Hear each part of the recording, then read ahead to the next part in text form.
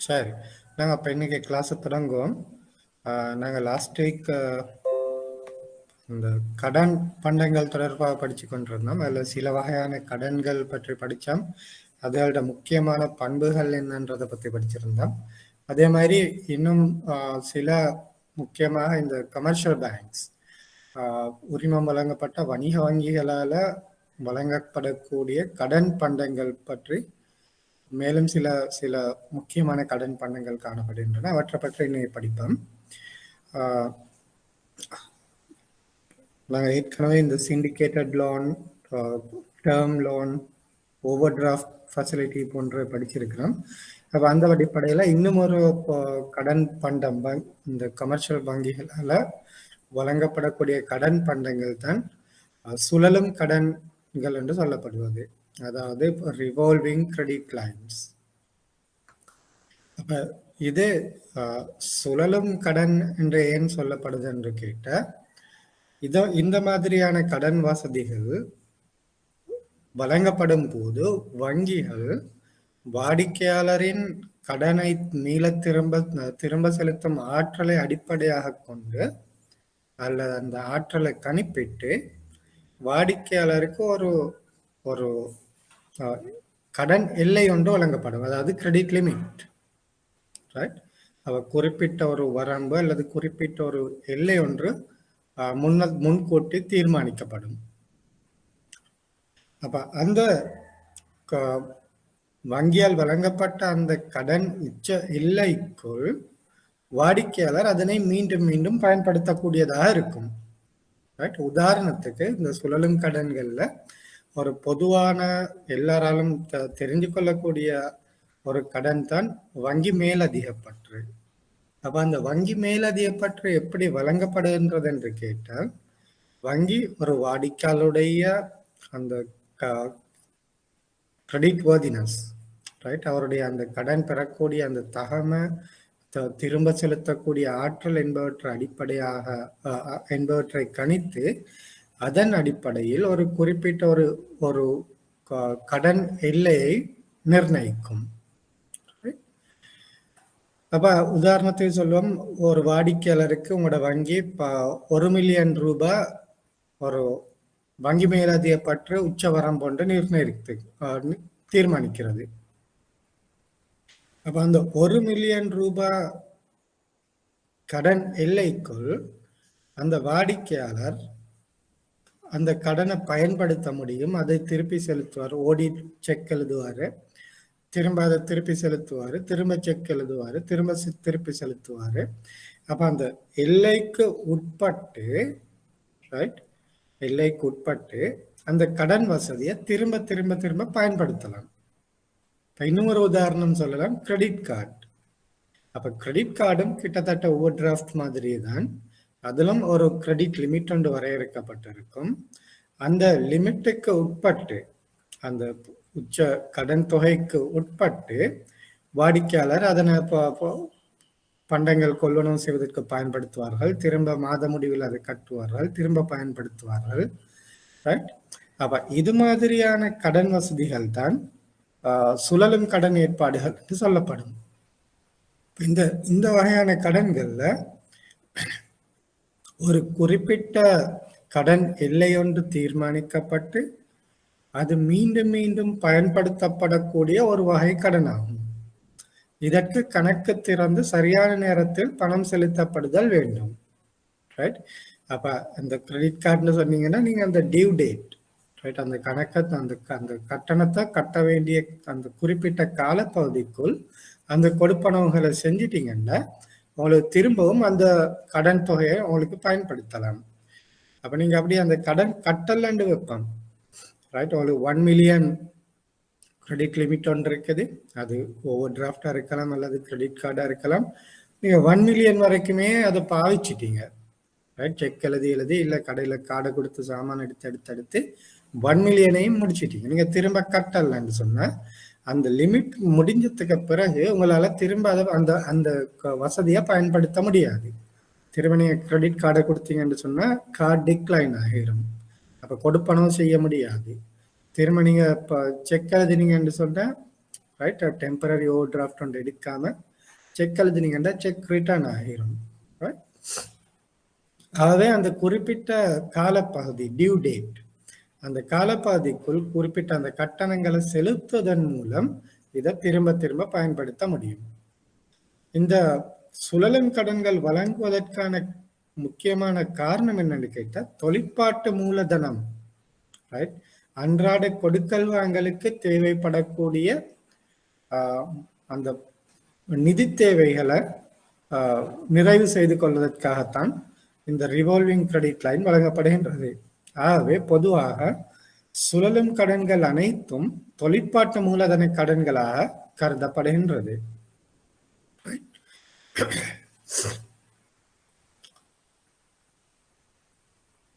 அப்ப இதுல பயன்படுத்தக்கூடிய அந்த அளவு, கொடுக்கல் வாங்கலின் தன்மை, அந்த கொடுக்கல் வாங்கலுக்கு பயன்படுத்தக்கூடிய நிதியின் அளவு ஒவ்வொரு நடவடிக்கைக்கும் மாறுபடும். நீங்க எந்த நாளும் ஒரே அமௌண்ட்டுக்கு செக் எழுத மாட்டீங்க, எந்த நாளும் ஒரே அமௌண்ட்டுக்கு கிரெடிட் கார்டில் பர்ச்சேஸ் பண்ண மாட்டீங்க. அப்போ ஒவ்வொரு டிரான்சாக்ஷன், ஒவ்வொரு கொடுப்பனவுலையும் அல்லது ஒவ்வொரு கொடுக்கல் வாங்கல் நடவடிக்கைக்கும் அந்த பாவிக்கப்படக்கூடிய தொகை மாறுபடக்கூடியது. அடுத்தது, இந்த சுழலும் கடன்கள் தனிநபர் மற்றும் நிறுவன வாடிக்கையாளர்கள் 2 பேராலையும் பெற்றுக்கொள்ள முடியும். அது ஓவர் டிராஃப்டா இருக்கும் என்று சொன்னா தனிநபர்களுக்கும் பெற்றுக்கொள்ள முடியும், நிறுவனங்களுக்கும் பெற்றுக்கொள்ள முடியும். கடன் அட்டைகள், கிரெடிட் கார்டு என்று சொன்னாலும் வாடிக்கையாளருக்கும் தனிநபர்களுக்கும் நிறுவனங்களுக்கும் பெற்றுக்கொள்ள முடியும். இதற்கு மேலதிகமாக இன்னும் சில இந்த சுழலும் கடன்கள் காணப்படுகின்றன. உதாரணத்துக்கு letter of credit, LC limit. அப்ப எல்சி லிமிட், அதாவது நாணய கடித அந்த எல்லை கூட ஒரு ரிவால்விங் ஃபெசிலிட்டியாகத்தான் கொடுக்கப்படும். எல்சியில் 2 மெத்தட் காணப்படுகின்றது. ஒன்று யூசன்ஸ் என்று சொல்வார்கள். அப்ப யூசன்ஸ் எல்சி என்பது கிட்டத்தட்ட இந்த ஓவர் டிராஃப்ட் மாதிரி தான். பேங்க் வாடிக்கையாளருடைய அந்த கிரெடிட் வர்தினஸ் அடிப்படையில் ஒரு எல்சி லிமிட் ஒன்று கொடுத்துருப்பாங்க, ரைட், 10 மில்லியன். அப்போ அந்த 10 மில்லியனுக்குள்ளால உங்களுக்கு எத்தனை எல்சியும் ஓப்பன் பண்ண முடியும், ரைட், எத்தனை எல்சியும் திறக்க முடியும்.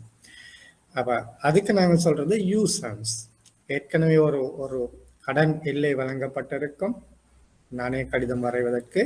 அந்த எல்லைக்கு உட்பட்டு அந்த வாடிக்கையாளரால் எத்தனை தடவை வேணும்ன்றாலும் அந்த நாணய கடிதத்தை வரைய முடியும்.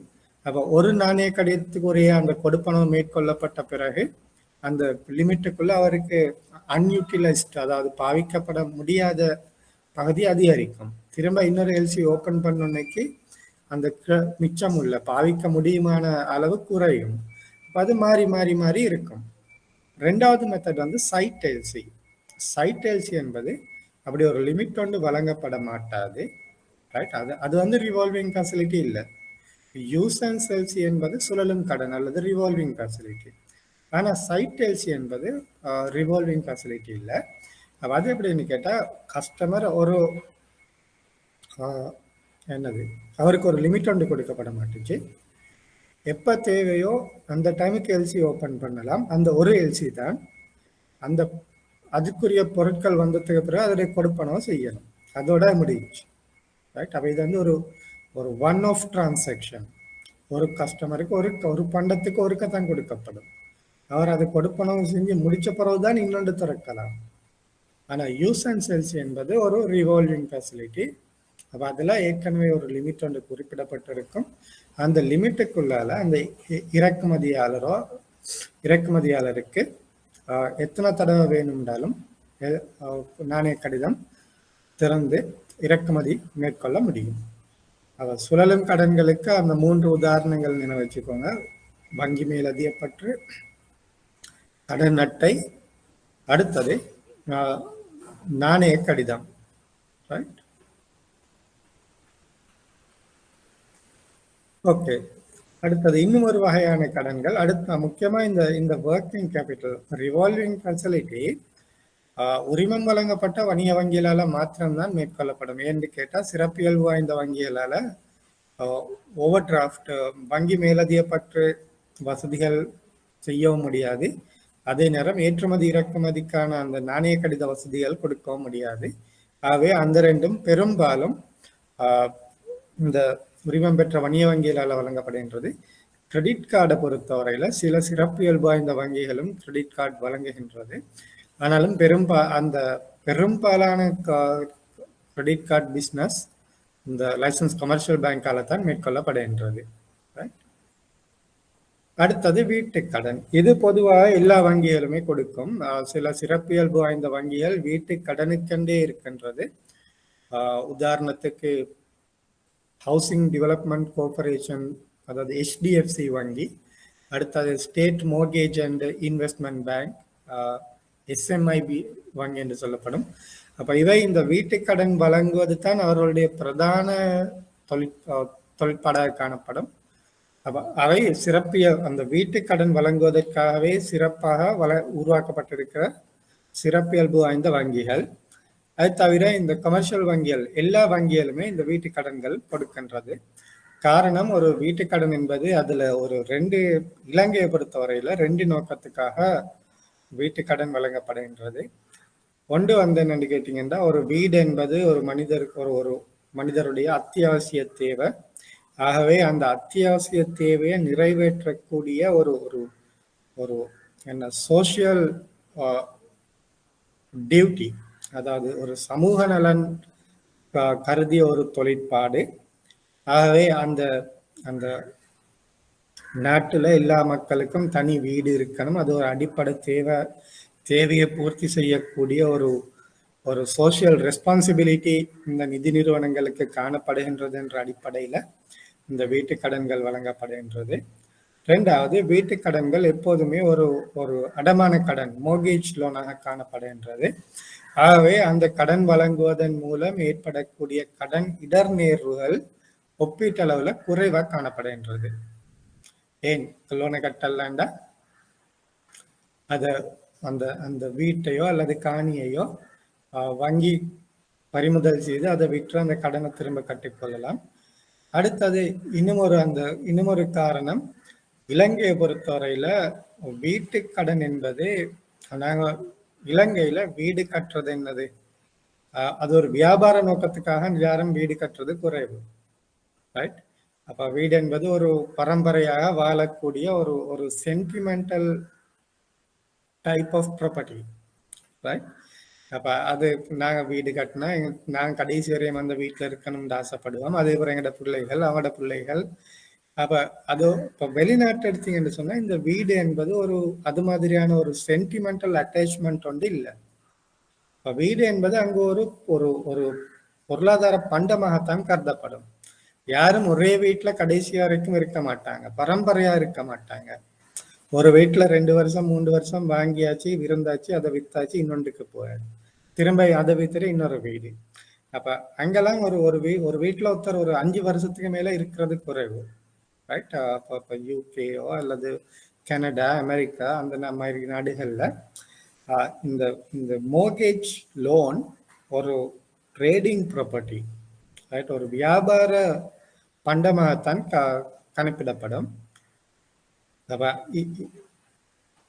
இலங்கையில அந்த வீட்டு கடன் என்பது அந்த குறிப்பிட்ட நபரோட, அவருடைய வாழ்க்கையோட, அவருடைய பரம்பரையோட தொடர்பு பட்டிருக்கிறதால யாரும் அந்த வீட்டு கடனை கட்டாம விடுவது குறைவு, ரைட்? இல்ல கட்டாம என்ன நடக்கும், வங்கி வீடை பறிமுதல் செஞ்சிடும், அப்புறம் நாங்க வீடு இல்லாம நடுத்தருல நிக்க வேண்டி வரும், ரைட்? ஆகவே இலங்கையில அது ஒரு சேஃப்டியான பாதுகாப்பான ஒரு கடனாக கருதப்படுகின்றது. ஆகவே எல்லா வங்கிகளும் பயமில்லாமல் வீட்டு கடன் கொடுப்பார்கள். காரணம் என்ன, அது ஒரு சோசியல் ரெஸ்பான்சிபிலிட்டியாக இலங்கையில கருதப்படுகின்றது. 2வது, வீட்டு கடன் எப்பவுமே மோர்கேஜ் லோனாக வழங்கப்படுகின்றது. அடுத்தது, வீட்டு கடன் பெறுபவர் அந்த வீட்டை கட்டி அதுல அவர் தொடர்ந்தும் வாழ்வதற்கு நோக்காக கொண்டு, ரைட்? அதை கட்டி விற்கிற கொஞ்ச நாள் ரெண்டு திரும்ப விற்கிறது அப்படியான நோக்கம் இல்லை, அது தொடர்ந்தும் கடைசி வரையில வாழ வேணும்ன்ற ஒரு நோக்கத்துக்காகத்தான் அதிகமான சொந்த வீடுகள் கட்டப்படுகின்றது. ஆகவே அந்த சென்டிமெண்டல் அட்டாச்மெண்ட் இருக்கிறதால எந்த கடனை கட்டாட்டியும் வீட்டு கடனை டைமுக்கு கட்டிடுவாங்க, ரைட்? ஆகவே இலங்கையை பொறுத்தவரையில அது ஒரு ஆபத்து குறைந்த கடனாக கருதப்படுகின்றது.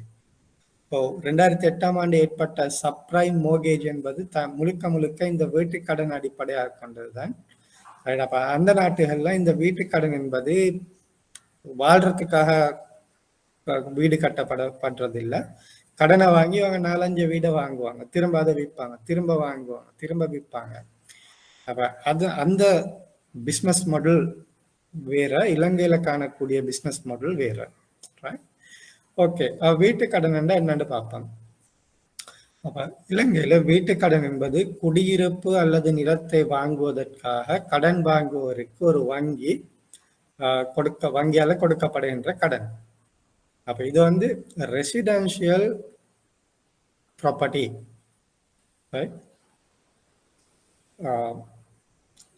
இன்னொன்று சொல்லலாம் ஆதன கடன். அதுவும் கூட நீங்க ஒரு ப்ராப்பர்ட்டி, ஒரு நிலையான சொத்தை அடமானமாக வைத்து பெறக்கூடிய கடன், அதான் ஆதன கடன் என்று சொல்றேன். அதுல 2 வகை இருக்குது. ஒன்று வந்து வியாபார சொத்துக்கள், அல்லது 2வது வந்து குடியிருப்பு சொத்து. அப்போ ஒன்று கமர்ஷியல் ப்ராப்பர்ட்டியை வச்சு நீங்க லோன் எடுக்கலாம், அல்லது ரெசிடென்ஷியல் ப்ராப்பர்ட்டியை வச்சு லோன் எடுக்கலாம்.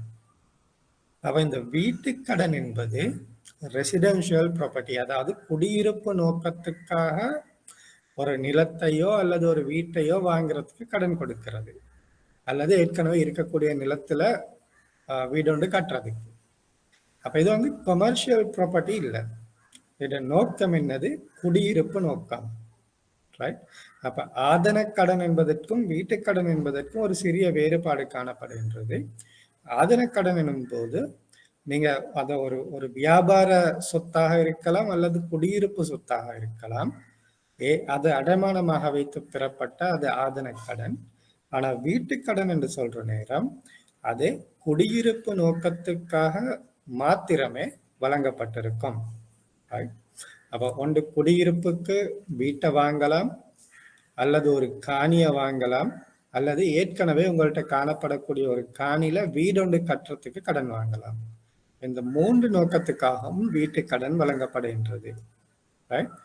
குடியிருப்பு நோக்கத்துக்காக ஒரு வீட்டை வாங்குறது,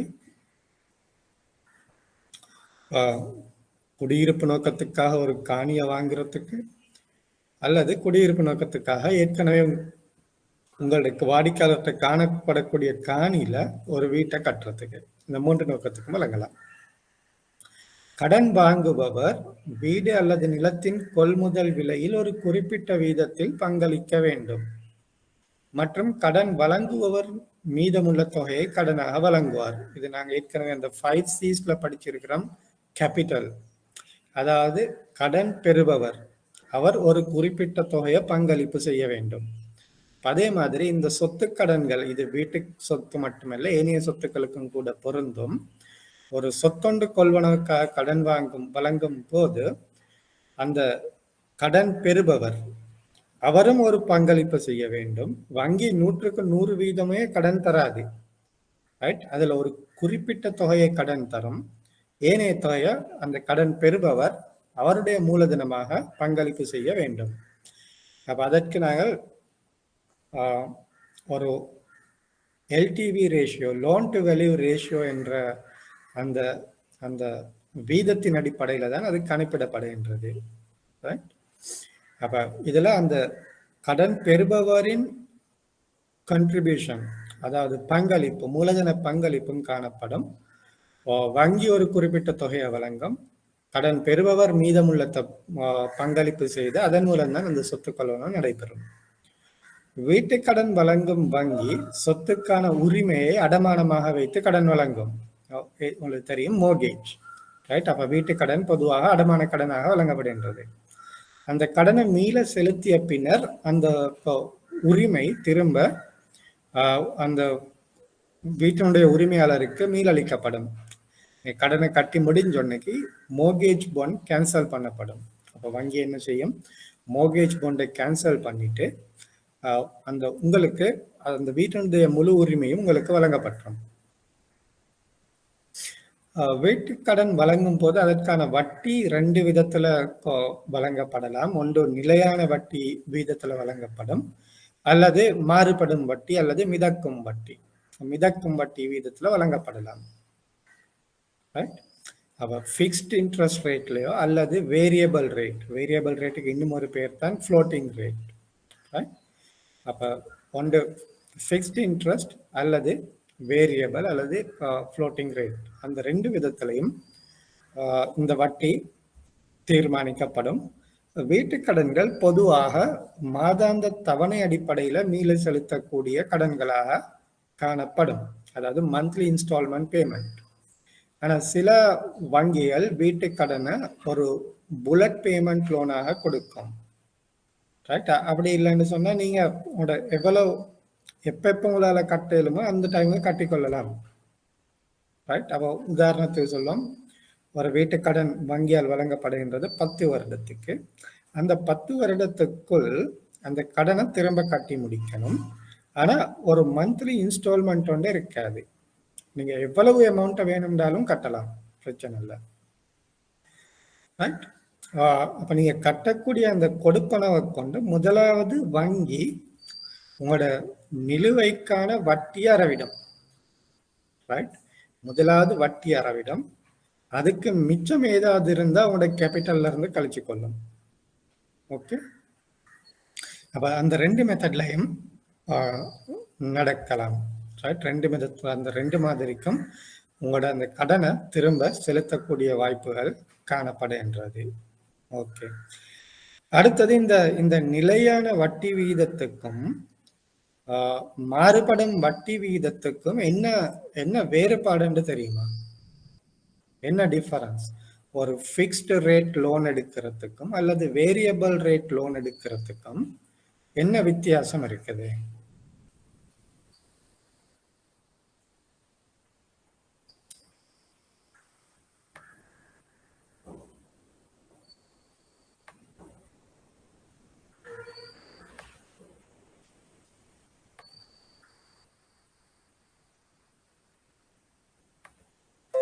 ஓகே. ஃபிக்ஸ்டு ரேட் லோன் என்று சொன்னால் உங்களுக்கு தெரியும், வட்டி வீதம் என்பது சந்தையில் ஏற்படக்கூடிய தளம்பலின் அடிப்படையில் மாறுபடும். மத்திய வங்கியினுடைய கொள்கை வட்டி வீதத்தின் அடிப்படையில் கூடும் குறையும். ரைட்? வட்டி வீதம் என்பது அப்படித்தான். மத்திய வங்கியினுடைய கொள்கை வட்டி வீதம் அதிகரிக்கும் என்று சொன்ன சந்தை வட்டி வீதம் அதிகரிக்கும். கொள்கை வட்டி வீதம் குறைகிற காலத்துல சந்தை வட்டி வீதம் குறைவடையும். இந்த நிலையான வட்டி வீதத்துல கடன் வழங்கப்பட்டிருந்தால் இந்த சந்தை வட்டி வீதம் தளம்பலடையும் போது இந்த கடனுக்கான வட்டி வீதம் மாற்றம் அடைய மாட்டாது. 10 வருடத்தை கடன் எடுத்திருக்கிறீங்க, நிலையான வட்டி வீதம். அந்த 10 வருடத்துக்கு வட்டி வீதம் கூடினாலும் அல்லது குறைந்தாலும் உங்களோட கடனுக்கான வட்டி வீதம் மாற்றம் அடையாது. 10 வீதத்திலே தான் கட்டணும். ஆனா மிதக்கும் வட்டி வீதம் என்ற நேரம் வங்கி இன்னைக்கு நீங்க கடன் வழங்குற நேரம் ஒரு வட்டி வீதத்தை குறிப்பிடும். ஆனா அந்த வட்டி வீதம் நீங்க திரும்ப 10 வருடத்தை கடன் எடுத்திருக்கிறீங்க, இன்னைக்கு வங்கி சொல்லுது 7 வீத வட்டிக்கு நாங்க லோன் தரோம். ஆனா திரும்ப ஒரு வருடத்துல அந்த சந்தை வட்டி வீதம் அதிகரிக்குச்சுன்னு சொன்னா உங்களோட வட்டி வீதம் அதிகரிக்கும். சந்தை வட்டி வீதம் குறைவடையும் சொன்னா உங்களோட வட்டி வீதம் குறைவடையும். அதான் மிதக்கும் அல்லது மாற்றமடையக்கூடிய வட்டி வீதம் என்று சொல்றது. அப்ப சந்தையில் வட்டி வீதத்தில் ஏற்படக்கூடிய தளம்பலின் அடிப்படையில கடனுக்கான வட்டி வீதம் மாற்றியமைக்கப்படும் என்று சொன்னால் அது மிதக்கும் வட்டி வீதம். சந்தையில் எந்த வகையான தளம்பல் ஏற்பட்டாலும், வட்டி வீதத்துல தளம்பல் ஏற்பட்டாலும் இந்த கடனுக்கான வட்டி வீதம் மாற்றம் அடையாமல் இருக்கும் என்று சொன்னா அது நிலையான வட்டி வீதம். ஓகே. அடுத்தது குத்தகை கடன்கள். நான் ஏற்கனவே சொல்லியிருக்கிறேன், குத்தகை கடன் என்பது ஏனைய கடன்களை விட சட்ட ரீதியில் முற்றிலும் மாறுபட்டது. இது உண்மையிலே குத்தகை கடன் என்று சொல்றதை விட குத்தகை வாடகை என்று தான் அழைக்கப்படும். லீஸ் ரெண்டல் என்று தான் சொல்வார்கள். ரெண்டல் அதாவது அந்த சொத்தினுடைய உரிமை வங்கிக்கிடம் காணப்படும். ஆனா அந்த சொத்தை பயன்படுத்துவதற்காக வாடிக்கையாளருக்கு ஒரு குறிப்பிட்ட காலத்துக்கு வழங்கப்படும். அந்த பயன்பாட்டுக்காக வங்கி வாடகையை மாதம் அறவிடும். அப்ப இந்த குத்தகை கடன் என்பது ஏனைய கடன்களை விட சட்ட அடிப்படையில் மாறுபட்ட ஒன்று. அப்ப இந்த குத்தகை கடன்கள்ல அந்த குத்தகை ஆதனத்தினுடைய முழு உரிமை வங்கியிடம் காணப்படும். அதை பயன்படுத்தக்கூடிய அந்த உரிமை கடன் பெற்றவருக்கு காணப்படும். ஏனைய கடன்கள்ல அந்த சொத்தினுடைய உரிமை முழுமையாக வாடிக்கையாளரை காணப்படும். ஆனா வங்கி அந்த சொத்தின் மீது சில குறிப்பிட்ட அதிகாரங்கள் அல்லது உரிமைகளை வச்சிருக்கும். அப்ப சட்ட அடிப்படையிலே ரெண்டு கடன்களும் சாரி இந்த குத்தகை கடனும் ஏனைய கடன்களும் சட்ட அடிப்படையிலே வேறுபட்டு காணப்படுகின்றது. குத்தகை என்பது ஒரு ஒப்பந்தமாகும். இதன் மூலம் குத்தகைக்காரர் ஒரு சொத்தை ஒப்புக்கொண்ட காலத்துக்கு பயன்படுத்துவதற்கான உரிமையை குத்தகை பெறுபவருக்கு வழங்குவார். அதற்கு ஈடாக ஒரு வாடகையை பெற்றிருப்பார். அப்ப சொத்தினுடைய உரிமை வங்கியிடம் காணப்படும். குறிப்பிட்ட காலத்துக்கு அதனை பயன்படுத்துவதற்காக அது வாடிக்கையாளருக்கு வாடகைக்கு விடப்படுகின்றது. உயர்ந்த மதிப்புள்ள நிலையான சொத்துக்களின் பயன்பாட்டுக்கு நிதி அளிப்பதற்கு குத்தகை பயன்படுத்தப்படுகின்றது. அப்ப இந்த குத்தகை எங்களுக்கு பொதுவா தெரியும், இலங்கையை பொறுத்தவரையில வாகனங்களுக்குத்தான் அதிக அளவிலான குத்தகை வசதிகள் வழங்கப்படுகின்றது. ஆனா வாகனங்களுக்கு மேலதிகமாக தொழிற்சாலைகள், இயந்திரங்கள் மற்றும் வியாபார கட்டிடங்கள் அல்லது வணிக கட்டிடங்களும் குத்தகைக்கு வழங்கப்படும். உங்களுக்கு தெரியும், ஒரு கொமர்ஷியல் ப்ராப்பர்ட்டியை லீஸ் அவுட் பண்ணலாம், ஒரு ஃபேக்டரி ஒன்று லீஸ் அவுட் பண்ணலாம், மெஷினரிஸ் லீஸ் அவுட் பண்ணலாம். ரைட்? அப்ப பொதுவா இலங்கையில வாகனங்கள் தான் குத்தகைக்கு விடப்படுகின்றது. ஆனாலும் கூட வாகனங்கள் தவிர்ந்த இந்த வணிக கட்டிடங்கள் மற்றும் தொழிற்சாலைகள், இயந்திரங்கள் போன்றவையும் குத்தகைக்கு விடப்படுகின்றது. அப்ப இந்த கடன் பெறுபவர் அந்த சொத்தை சொந்தமாக்கி கொள்ளாமல் பயன்படுத்தி அதனுடைய நன்மைகளை பெற்றுக்கொள்ள முடியும். இந்த குத்தகையிலையும் கூட ரெண்டு வகையான குத்தகைகள் காணப்படுகின்றது. ஒன்று நிதி குத்தகை மற்றும் தொழிற்பாட்டு குத்தகை. இந்த பாடத்தை பொறுத்தவரையில நாங்கள் நிதி குத்தகை மட்டும்தான் எங்களுக்கு பொருத்தமானது. தொழிற்பாட்டு குத்தகை இந்த வங்கிகளோடு தொடர்பு பட்டதில்லை. அது தொழிற்பாட்டு குத்தகை என்பது வேறு விதமான ஒரு கான்ட்ராக்ட். அப்ப வங்கிகள் அல்லது நிதி நிறுவனங்களோடு தொடர்பு பட்டிருப்பது இந்த நிதி குத்தகை மட்டும்தான். ஓகே, அடுத்த கடன் வசதி பொதியியல் கடன் வசதி. இது ஏற்றுமதி இறக்குமதி வியாபாரத்தோடு தொடர்புபட்டது. அப்போ ஒரு வாடிக்கையாளர் அவருடைய உற்பத்திகளை ஏற்றுமதி செய்வதற்கு தேவையான பொருட்களை வாங்க வங்கியால் வழங்கக்கூடிய நிதி உதவிதான் இந்த பொதியிடல் கடன் வசதியாக கருதப்படுகின்றது. வாடிக்கையாளர் அவர் ஒரு ஏற்றுமதி வியாபாரத்தை மேற்கொண்டு வருகின்றார். அவருடைய பண்டங்களை ஏற்றுமதி செய்வதற்கு முதலாவது அவர் அந்த பண்டங்களை உற்பத்தி செய்ய வேண்டும். ரைட்? அப்ப அந்த உற்பத்தி செய்து அதை பொதியிட்டு ஏற்றுமதி செய்யக்கூடிய நிலைமைக்கு கொண்டு வரும் வரைக்கும் அவருக்கு தேவையான பொருட்களை, மூலப்பொருட்களை அல்லது பொதியிடல் பொருட்களை கொள்வனவு செய்வதற்காக வழங்கப்படக்கூடிய ஒரு கடன் வசதி தான் பொதியிடல் கடன் வசதியாக கருதப்படுகின்றது. இதுவும் கூட ஒரு குறுங்கால கடன் வசதியாகத்தான் கருதப்படும். ஏன் இது ஒரு சைக்கிள், ரைட்? ஒரு எக்ஸ்போர்ட் சைக்கிள். இவர் முதலாவது ரோ மெட்டீரியல் வாங்குவாரு, மூலப்பொருட்களை வாங்குவாரு, இப்போ பண்டத்தை உற்பத்தி செய்வாரு, அதை பொதியிட்டு ஏற்றுமதி செஞ்சிருவாரு. ரைட்? அதோட அது முடிஞ்சு. திரும்ப ஏற்றுமதி வருமானம் வந்தோன்னைக்கு இந்த லோனை கட்டிடணும். திரும்ப இன்னொரு ஏற்றுமதி ஒன்று செய்யறேன்னா திரும்பவும் இன்னொரு லோன் எடுக்கலாம். இன்னொரு பேக்கிங் கிரெடிட் லோன் என்று சொல்றது. ரைட்? பொதியிடல் வசதி, கடன் வசதி. இன்னொரு லோன் எடுக்கலாம், திரும்ப மூலப்பொருளை வாங்கலாம், திரும்ப உற்பத்தி செஞ்சு திரும்ப ஏற்றுமதி செஞ்சு ஏற்றுமதி வருமானம் வந்தவுடன் இந்த கடனை கட்டிடணும். அப்ப இது ஒரு குறுங்கால கடன். இது இந்த ஏற்றுமதி சுழற்சி காலம், அதாவது எக்ஸ்போர்ட் சைக்கிளை பொறுத்து இதனுடைய இந்த கடன் காலம் தீர்மானிக்கப்படும். அப்ப சில உற்பத்தி ஏற்றுமதிக்கான அந்த எக்ஸ்போர்ட் சைக்கிள் 3 மாதமா இருக்கலாம், சிலது 6 மாதமா இருக்கலாம், சிலது 9 மாதமாக இருக்கலாம். ஆகவே அந்த அடிப்படையில அந்த எக்ஸ்போர்ட் சைக்கிளை பொறுத்து இந்த கடனுக்கான என்ன காலப்பகுதி வரையறுக்கப்படும். இந்த பொதியிடன் கடனும் கூட 2 வகையில வழங்கப்படுகின்றது. ஒன்று ஏற்றுமதிக்கு முன்னரான கடன் வசதி, அடுத்தது ஏற்றுமதிக்கு பின்னரான கடன் வசதி. அந்த 2 முறையிலையும் வழங்கப்படும். அது என்னன்னு பார்ப்போம். ஏற்றுமதிக்கு முன்னரான பொதியியல் கடன் வசதி என்ற நேரம் அந்த இது ஏற்றுமதியாளர்களுக்கு ஏற்றுமதி செய்வதற்கு முன்னால் வழங்கக்கூடிய ஒரு குறுகிய கால நிதி வசதி.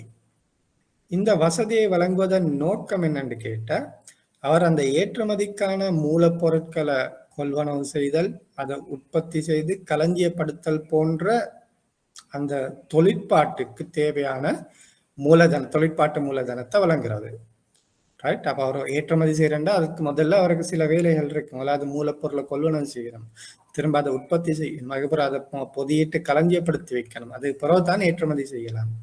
ஆகவே அந்த ஏற்றுமதி என்பது நீங்க கப்பலேற்றும் வரை, ரைட், அந்த உற்பத்தி பொருளை கப்பலேற்றும் வரை அது ஏற்றுமதிக்கு முன்னரான செயற்பாடு. கப்பலேற்றி வெளிநாட்டுக்கு அனுப்பினத்துக்கு பிறகு அது ஏற்றுமதிக்கு பின்னரான செயற்பாடு என்றுதான் எடுக்கப்படுகின்றது.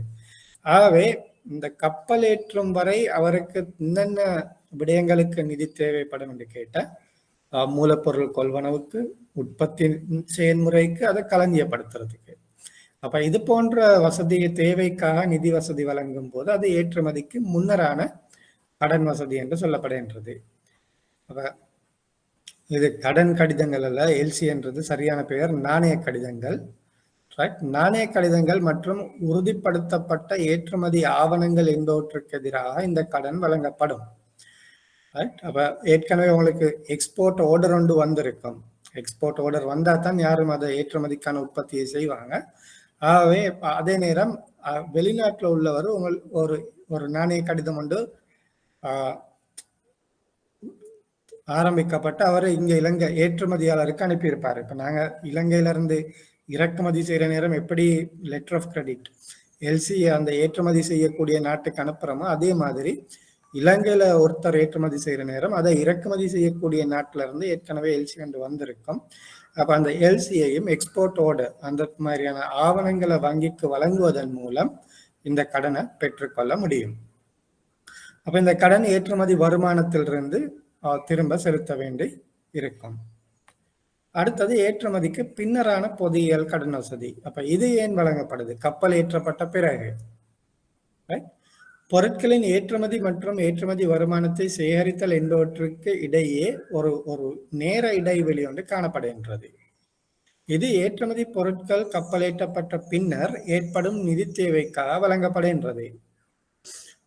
ரைட். அப்ப எப்படிக்குமே உங்களுக்கு தெரியும், நான் ஏற்கனவே சொன்னேன், இந்த ஏற்றுமதிக்கு முன்னரா அல்லது பின்னரா என்பது தீர்மானிக்கப்படுவது அந்த கப்பலேற்றப்பட்ட திகதி அடிப்படையாக கொண்டு.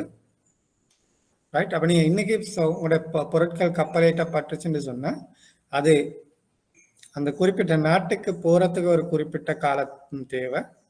ரைட். அந்த நாட்டுக்கு போய் சேர்றதுக்கு ஒரு குறிப்பிட்ட காலம் தேவை.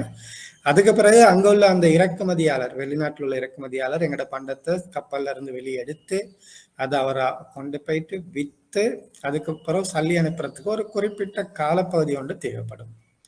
ரைட். அப்ப அதை நான் சொல்றது என்னது, இப்போ அது போஸ்ட் எக்ஸ்போர்ட் சைக்கிள், அதாவது ஏற்றுமதிக்கு பின்னரான சுழற்சி காலம். அதுக்கு முன்னராக ப்ரீ எக்ஸ்போர்ட் சைக்கிள். ரைட். ஏற்றுமதிக்கு முன்னரான சுழற்சி காலம், இது ஏற்றுமதிக்கு பின்னரான சுழற்சி காலம். அப்ப அந்த காலப்பகுதியில இவருக்கு சும்மா இருக்கையில் அது இவர் அடுத்த ஏற்றுமதிக்கான உற்பத்தி ஆரம்பிக்கணும். ரைட். உதாரணத்துக்கு சொல்லும், ஓகே இன்னைக்கு கப்பல் ஏற்றியாச்சு, அது வெளிநாட்டுக்கு போயிட்டு அவர் அதை கப்பல்ல இருந்து வெளியெடுத்து பொருட்களை வித்து எங்களுக்கு சல்லி அனுப்புறதுக்கு கிட்டத்தட்ட 6 மாசம் எடுக்குதுன்னு. அப்ப இன்னைக்கு ஒரு ஏற்றுமதிக்கான பணம் எங்களுக்கு 6 மாதத்துக்கு பிறகு தான் வரப்போகுது.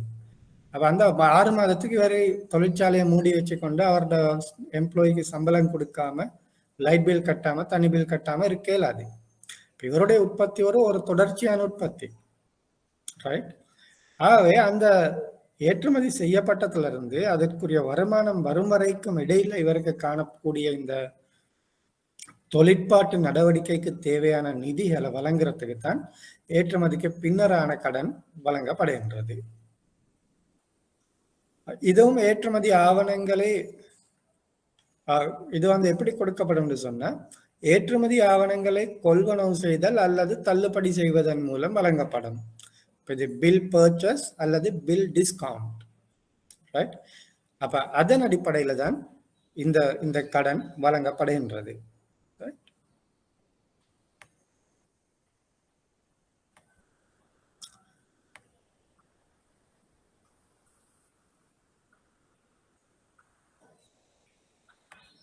ஓகே, கடைசியாக தங்க ஆபரண கடன் வசதி. இது வந்து போனிங். இலங்கையை பொறுத்தவரையில இந்த தங்க ஆபரண கடன் வசதி என்பது ஒரு ஒரு பிரபலமான ஒரு கடன் வசதியாக காணப்படுகின்றது. அதுக்கு காரணம் என்னன்னு கேட்டீங்கன்னா, இந்த இந்த இந்த மாதிரியான கடன் கொடுக்கும் சந்தர்ப்பத்துல இந்த கடன் மூலம் நட்டம் ஏற்படுவது மிக குறைவா காணப்படுது. அடுத்தது வந்து இது கடன் பெறுபவருக்கும் ஒரு இலகுவான முறை, வங்கிகளுக்கும் ஒரு இலகுவான முறையாக காணப்படுது. இதுல டாக்குமெண்டேஷன் தேவையில்லை, மோர்கேஜ் தேவையில்லை, ரைட்? அந்த எதுவுமே தேவையில்லை. இப்போ நீங்க ஒரு வீட்டு கடன் எடுக்கிறேன்டா எவ்வளவு டாக்குமெண்ட் கொடுக்கணும், அதுக்கு எவ்வளவு காலம் எடுக்கும். ஒரு லீசிங் எடுக்கிறேன்னு சொன்னா எவ்வளவு டாக்குமெண்ட் கொடுக்கணும். ஆனா இது அப்படி இல்லை. நகையை கொண்டு போயாச்சு, ஒரு ஒரு அரை மணித்தியாலம் சல்லியோட திரும்ப வந்துடலாம், ரைட்? அவை இது இப்போ வாங்குற கடன் பெறுபவருக்கும் ஒரு இலகுவான முறையாக காணப்படுது. அதே நேரம் கடன் கொடுப்பவருக்கும் ஒரு வங்கிகளுக்கும் ஒரு இலகுவான முறையாக காணப்படுது. வங்கிகளை பொறுத்தவரையில இதன் மூலம் ஏற்படக்கூடிய கடன் இடர் நேர்வு குறைவாக காணப்படுகின்றது, ரைட்?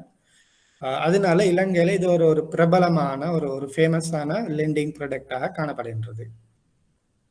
அப்ப இதுல வங்கி தங்கத்தை அடகாக ஏற்ற நிதி வசதிகளை கொடுக்கின்றது. பெறப்பட்டால் வட்டி லாபமாக கருதப்படும். வாடிக்கையாளர் நகைகளை 1 வருட காலத்துக்குள் மீட்டெடுக்க வேண்டும் அல்லது அதற்குரிய வட்டியை கொடுத்து அதை புதுப்பித்துக் கொள்ள வேண்டும். அப்ப இந்த இந்த அடை கடன் பொதுவாக 1 வருட காலத்துக்கு தான் வழங்கப்படும். ஆனா 6 மாதத்துக்கும் வழங்கப்படக்கூடிய சந்தர்ப்பங்கள் காணப்படுகின்றது. ஆனா பொதுவாக வங்கிகளால 1 வருட காலத்துக்கு இந்த நகை கடன் அடை கடன் வழங்கப்படும். அப்ப வாடிக்கையாளர் அந்த 1 வருடத்துக்குள் அந்த மூலதனத்தையும் அதாவது பெறப்பட்ட கடனையும் அதற்குரிய வட்டியையும் கொடுத்து அவருடைய நகையை மீட்டுக்கொள்ள முடியும். அப்படி இல்லை 1 வருட முடிவுல அந்த வட்டி கொடுப்பனவை மட்டும் மேற்கொண்டு அதை இன்னும் 1 வருடத்துக்கு புதுப்பித்துக் கொள்ள முடியும். தங்கத்தின் சந்தை பெறுமதியை விட குறைவான ஒரு தொகை கடனாக வழங்கப்படும், ரைட்? இதுவும் கூட அந்த முழு பெறுமதியும் கடனாக வழங்கப்பட மாட்டாது. தங்கத்தினுடைய சந்தை பெறுமதியில குறிப்பிட்ட ஒரு வீதம், பொதுவாக 2012ஆம் ஆண்டுக்கு முதல்ல 199% வரைக்குமே கடன் வழங்கப்பட்டது. இப்போ ஒரு தங்கத்தினுடைய பெறுமதியில 199% இந்த அடை கடன் வசதி கொடுக்கப்பட்டது. ஏன்னு கேட்டா அதுவரையும் இந்த தங்க விலை தளம்பல் ஏற்படல, அது எந்த நாளும் கூடிக்கொண்டே தான் இருந்துச்சு. ஆகவே பேங்க்கும் பயமில்ல, ஓகே இன்னைக்கு தங்கம் இந்த விலைண்ட இன்னும் 1 வருஷத்துல இது விலை கூடித்தான் இருக்க போகுதுன்னு 199 வரைக்குமே லோன் கொடுத்து கொண்டு வந்தாங்க. ஆனா 2012ஆம் ஆண்டு அளவுல ஒரு ஏற்பட்ட உலக சந்தையில தங்கத்துக்கு ஏற்பட்ட விலை தளம்பல் காரணமாக தங்கத்தினுடைய விலை பெரிய அளவுல குறைவடைந்தது. குறைவடைஞ்சன்னைக்கு என்ன நடந்துச்சுன்னு கேட்டா, அது ஒரு ஏற்கனவே நீங்க தங்கத்தை வச்சு 199 வரையில கடன் எடுத்துட்டீங்க. ஆனா இன்னைக்கு தங்கத்துல பெறுமதி 175% குறைஞ்சொன்னைக்கு இந்த அடகு கடன் எடுத்த யாருமே அதை திரும்ப கட்டாம விட்டுட்டாங்க. ஏன்? அதை கட்டி திரும்ப எடுத்தாலும் கூட அதனுடைய பெறுமதி இன்னைக்கு 75% தான்.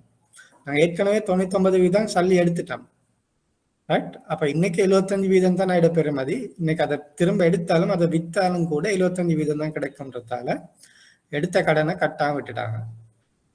நிறைய பேங்குக்கு பெரிய அமௌண்ட்ல நட்டம் ஏற்பட்டது.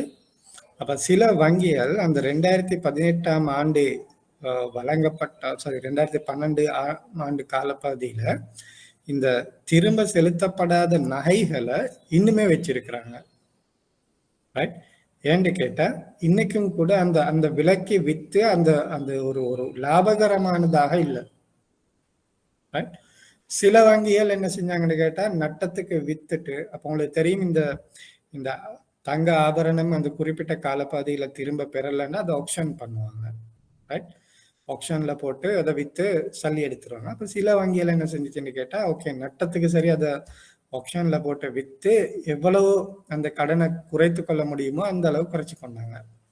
அப்படி குறைச்சு கொள்ள இல்லைன்னு சொன்னா அது செயற்பட கடனாக வங்கியினுடைய அந்த கணக்குல பதிவளிக்கப்படுவதால அது வங்கிக்கு ஒரு பாதகமான ஒரு நிலைமையை ஏற்படுத்தும். அதாவது அவங்களோட ஃபைனான்சியல் கண்டிஷன் அவ்வளவு நல்ல முறையில காட்டாது. ஏன் பெரிய ஒரு ஒரு ஒரு கடன் தொகை செயற்பட கடனாக பதியப்பட்டிருக்கும் அவர்களுடைய கணக்குல. அப்ப சில வங்கிகள் நினைச்சது ஓகே இந்த அளவு என்பிஎல் அதாவது செயற்பட கடன்களை எங்கட ஐந்தொகையில காட்டுறதை விட இதெல்லாம் என்ன விலைக்கு விற்கலுமோ அந்த விலைக்கு விற்று இந்த செயற்பட கடன்கள் அளவை குறைச்சி கொள்ளலாம்ன்ற ஒரு முடிவெடுத்து அதை வித்தார்கள். சில வங்கிகள் என்ன செஞ்சாங்கன்னு கேட்டா, ஓகே இது ஒரு ஒரு டெம்பரரி ட்ராப்பா இருக்கும், அவை இன்னொரு 1 வருஷம் 2 வருஷத்துல இது விலை கூடிரும் தங்கம் திரும்ப, விலை கூடினதுக்கு அப்புறம் நாங்க இந்த நகைகளை ஆப்ஷன் பண்ணோம்னு சொன்னா எங்களுக்கு லாபம்னு சொல்லி வச்சிட்டு இருந்தாங்க. ஆனா இன்னும் அந்த அளவுக்கு விலை கூட இல்லை, ரைட்? அதனால இன்னும் கூட அந்த வங்கிகள்ல அந்த அந்த பழைய நகைகள் பழைய அந்த எடுத்துக்கொள்ளப்பட்ட நகைகள் இன்னும் அப்படி காணப்படுது, ரைட்? அப்ப அந்த 2012ஆம் ஆண்டு ஏற்பட்ட அந்த விலை தளம்பலுக்கு பிறகு இன்னைக்கு யாரும் 99% கடன் கொடுக்கறதில்ல. இப்ப வந்து பாத்தீங்கன்னு சொன்னா மேக்சிமம் ஒரு 75 அல்லது 80% நகையினுடைய பெருமதியில 75 அல்லது 80% தான் கடனா கொடுக்குறாங்க. காரணம் என்னன்னு கேட்டீங்கன்னா, அது ஏற்கனவே செய்யப்பட்ட பிழையை திரும்ப செய்யக்கூடாதுன்றதுதான். அவ தங்கத்தின் சந்தை பெறுமதியை விட குறைவான ஒரு தொகை கடனாக வழங்கப்படும். அப்ப இப்ப அடுத்த வங்கிகளை பொறுத்தவரையில அது 75 அல்லது 80% தான் சந்தை பெறுமதியினுடைய 75 தொடக்கம் 80% இந்த இந்த அடகு கடன் வழங்கப்படுகின்றது. இது கடன் பெறுவதற்கான ஒரு எளிய மற்றும் இலகுவான செயல்முறை. நிதி வசதிகள் உடனடியாக வழங்கப்படுகின்றன. இப்ப இதுக்கு மேக்சிமம் ஒரு 1/2 hour இருந்தா போதும், நகையை கொடுத்து சல்லி எடுத்துக்கொள்ளலாம். ஒரு 1/2 hourக்குள்ள வேலையை முடிச்சிடலாம், ரைட்? அதிக வட்டி வசூலிக்கப்படுகின்றது என்பது பொதுவான ஒரு விடயம். ஆனா இன்றைய காலகட்டத்தை பொறுத்தவரையில இது பொருத்தம் இல்லை. காரணம் என்னன்னு கேட்டீங்கன்னா, மத்திய வங்கியால அடகு கடன் வசதிக்கான வட்டி நிர்ணயிக்கப்பட்டிருக்குது, சரியா? அப்ப மேக்சிமம் இவ்வளவு தான் எடுக்கலும் மத்திய வங்கியால இந்த வட்டி இந்த கடன் பண்டத்துக்கான வட்டி கட்டுப்படுத்தப்பட்டு இருக்குது. ஆகவே அதிக வட்டி வசூலிக்கப்படுகின்றது என்பது பொதுவாக அது உண்மையாக இருந்தாலும் கூட இன்றைய காலகட்டத்துல இது பொருத்தம் இல்லை. ஏன்னு கேட்டா இந்த கடன் பண்டத்துக்கான வட்டி மத்திய வங்கியால நிர்ணயிக்கப்பட்டு இருக்குது. அப்படி மத்திய வங்கியால நிர்ணயிக்கப்பட இல்லைன்னு சொன்னா வங்கிகள் ஏதாவது அவர்களுடைய கணிப்பீட்டின் அடிப்படையில் ஒரு வட்டி அறவிட முடியும். இது ஒரு காலத்துல 24% இருந்தது, ரைட்? 100க்கு 24% வட்டி அறவிட்டார்கள். அந்த காலத்துல இந்த வட்டி வீதம் ஏனைய கடன்களை விட அதிகமாக காணப்பட்டது. ஆனா இன்னைக்கு கிட்டத்தட்ட கடந்த ஒரு 6 மாத காலமாக சில கடன் வசதிகளுக்கு மத்திய வங்கியால அதிகப்படியான வட்டி வீதம் நிர்ணயிக்கப்பட்டிருக்குது. அப்ப அந்த அடிப்படையில இந்த அடகு கடனும் ஒரு வகையான கடன், ரைட்? அடகு கடனுக்கான வட்டி வீதம் என்னன்னு தெரியுமா? மத்திய வங்கியால நிர்ணயிக்கப்பட்டிருக்கிற வட்டி வீதம் என்னண்டு?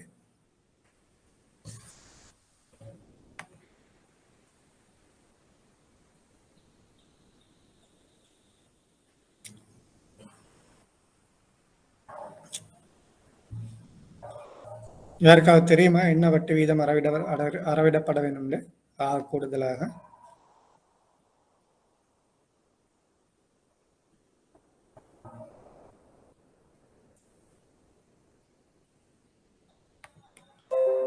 ஓகே, அடகு கடனை பொறுத்தவரையில மத்திய வங்கியால் நிர்ணயிக்கப்பட்டிருக்கிற வட்டி வீதம் 10%.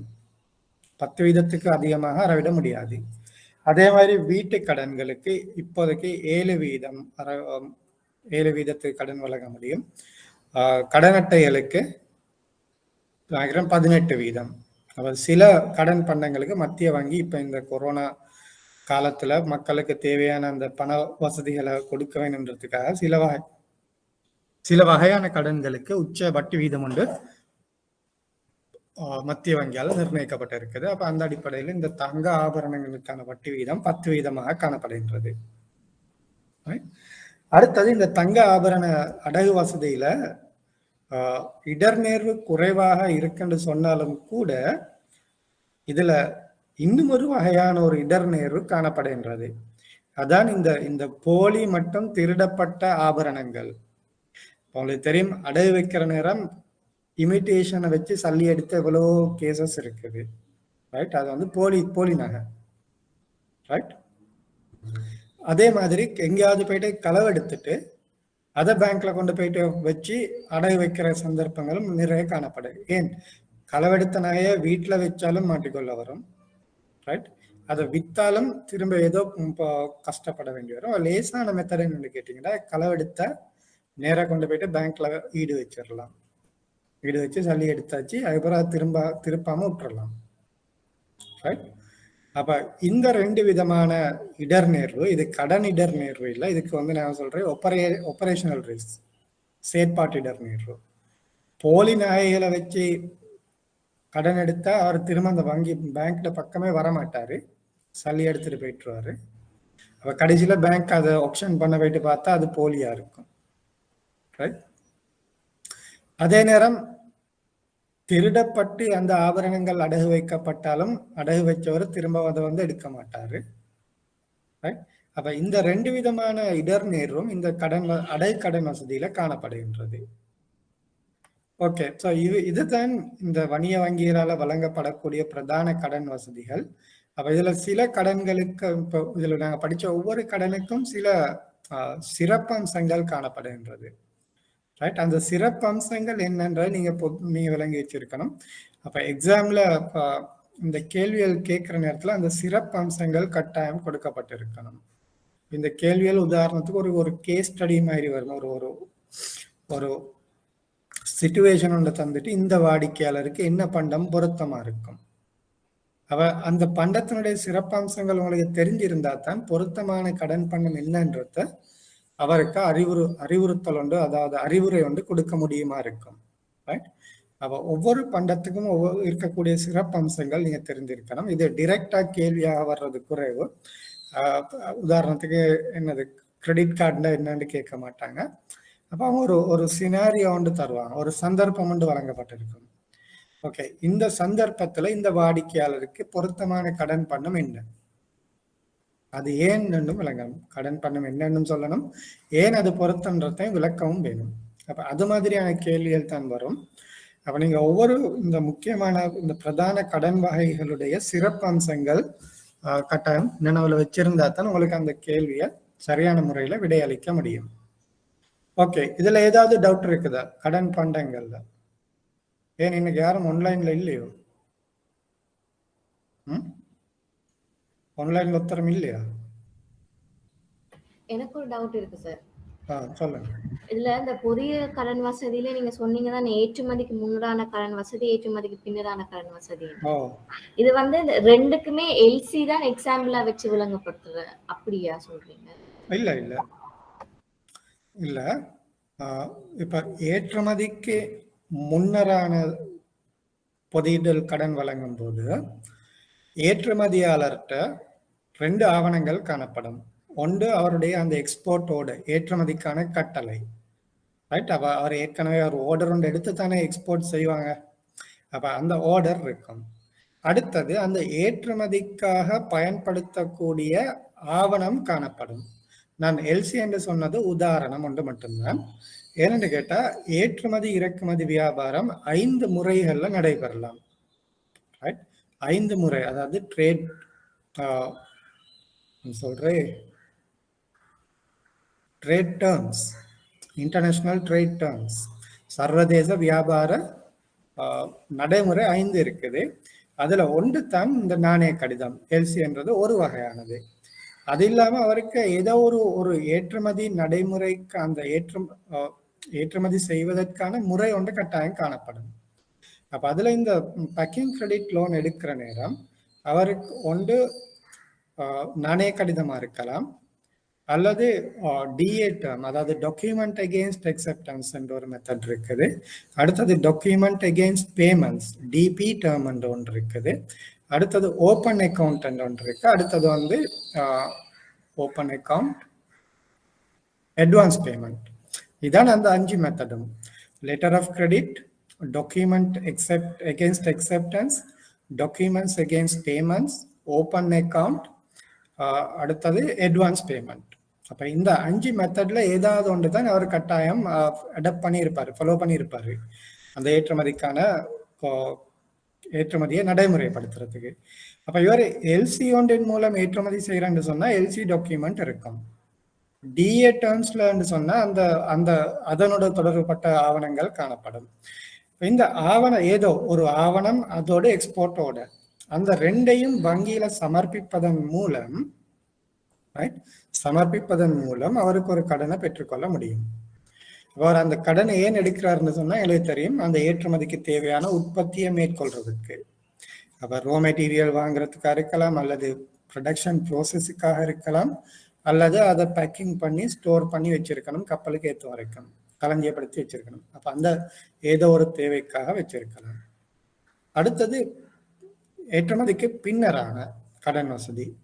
ஏற்றுமதி செஞ்சப்பட்ட பிறகு உங்களுக்கு ஷிப்பிங் டாக்குமெண்ட்ஸ் கிடைக்கும். அதாவது கப்பல் ஏற்றும் ஆவணம், பில் ஆஃப் லேடிங், தமிழ் வசனம் எனக்கு சரியா தெரியல, ரைட்? பில் ஆஃப் லேடிங் போன்ற அந்த கப்பல் ஏற்றும் ஆவணம் என்று தான் நாங்கள் பொதுவாக எல்லாத்துக்கும் சொல்றது தமிழ்ல, ரைட்? அப்ப அந்த ஷிப்பிங் டாக்குமெண்ட்ஸ் இருக்கும்னு சொன்னா அதோட உங்கள்கிட்ட ஒரு இன்வாய்ஸ் காணப்படும். அப்ப ஏற்கனவே இருக்கிறது அதுக்கு சொல்றேன் ப்ரொஃபோமா இன்வாய்ஸ், ரைட்? ப்ரொஃபோமா இன்வாய்ஸ் தமிழ் வசனம் தான் எனக்கு கஷ்டமா இருக்கு, நினைக்கிறேன் உங்களுக்கு விளங்கம் என்னண்டு. ப்ரொஃபோமா இன்வாய்ஸ் வச்சுத்தான் எக்ஸ்போர்ட் ஆர்டர் எடுக்கப்படும். அப்ப ப்ரொஃபோமா இன்வாய்ஸ் என்பது ஒரு சாம்பிள், அது ஒரு இண்டிகேட்டிவ் பிரைஸ் தான். ஆனா கப்பல் ஏற்றினதுக்கு பிறகு உங்கள்கிட்ட அந்த ஒரிஜினல் இன்வாய்ஸ் இருக்கும். ஓகே, இவர் எனக்கு இந்த அளவு அமௌண்ட் தரணும்.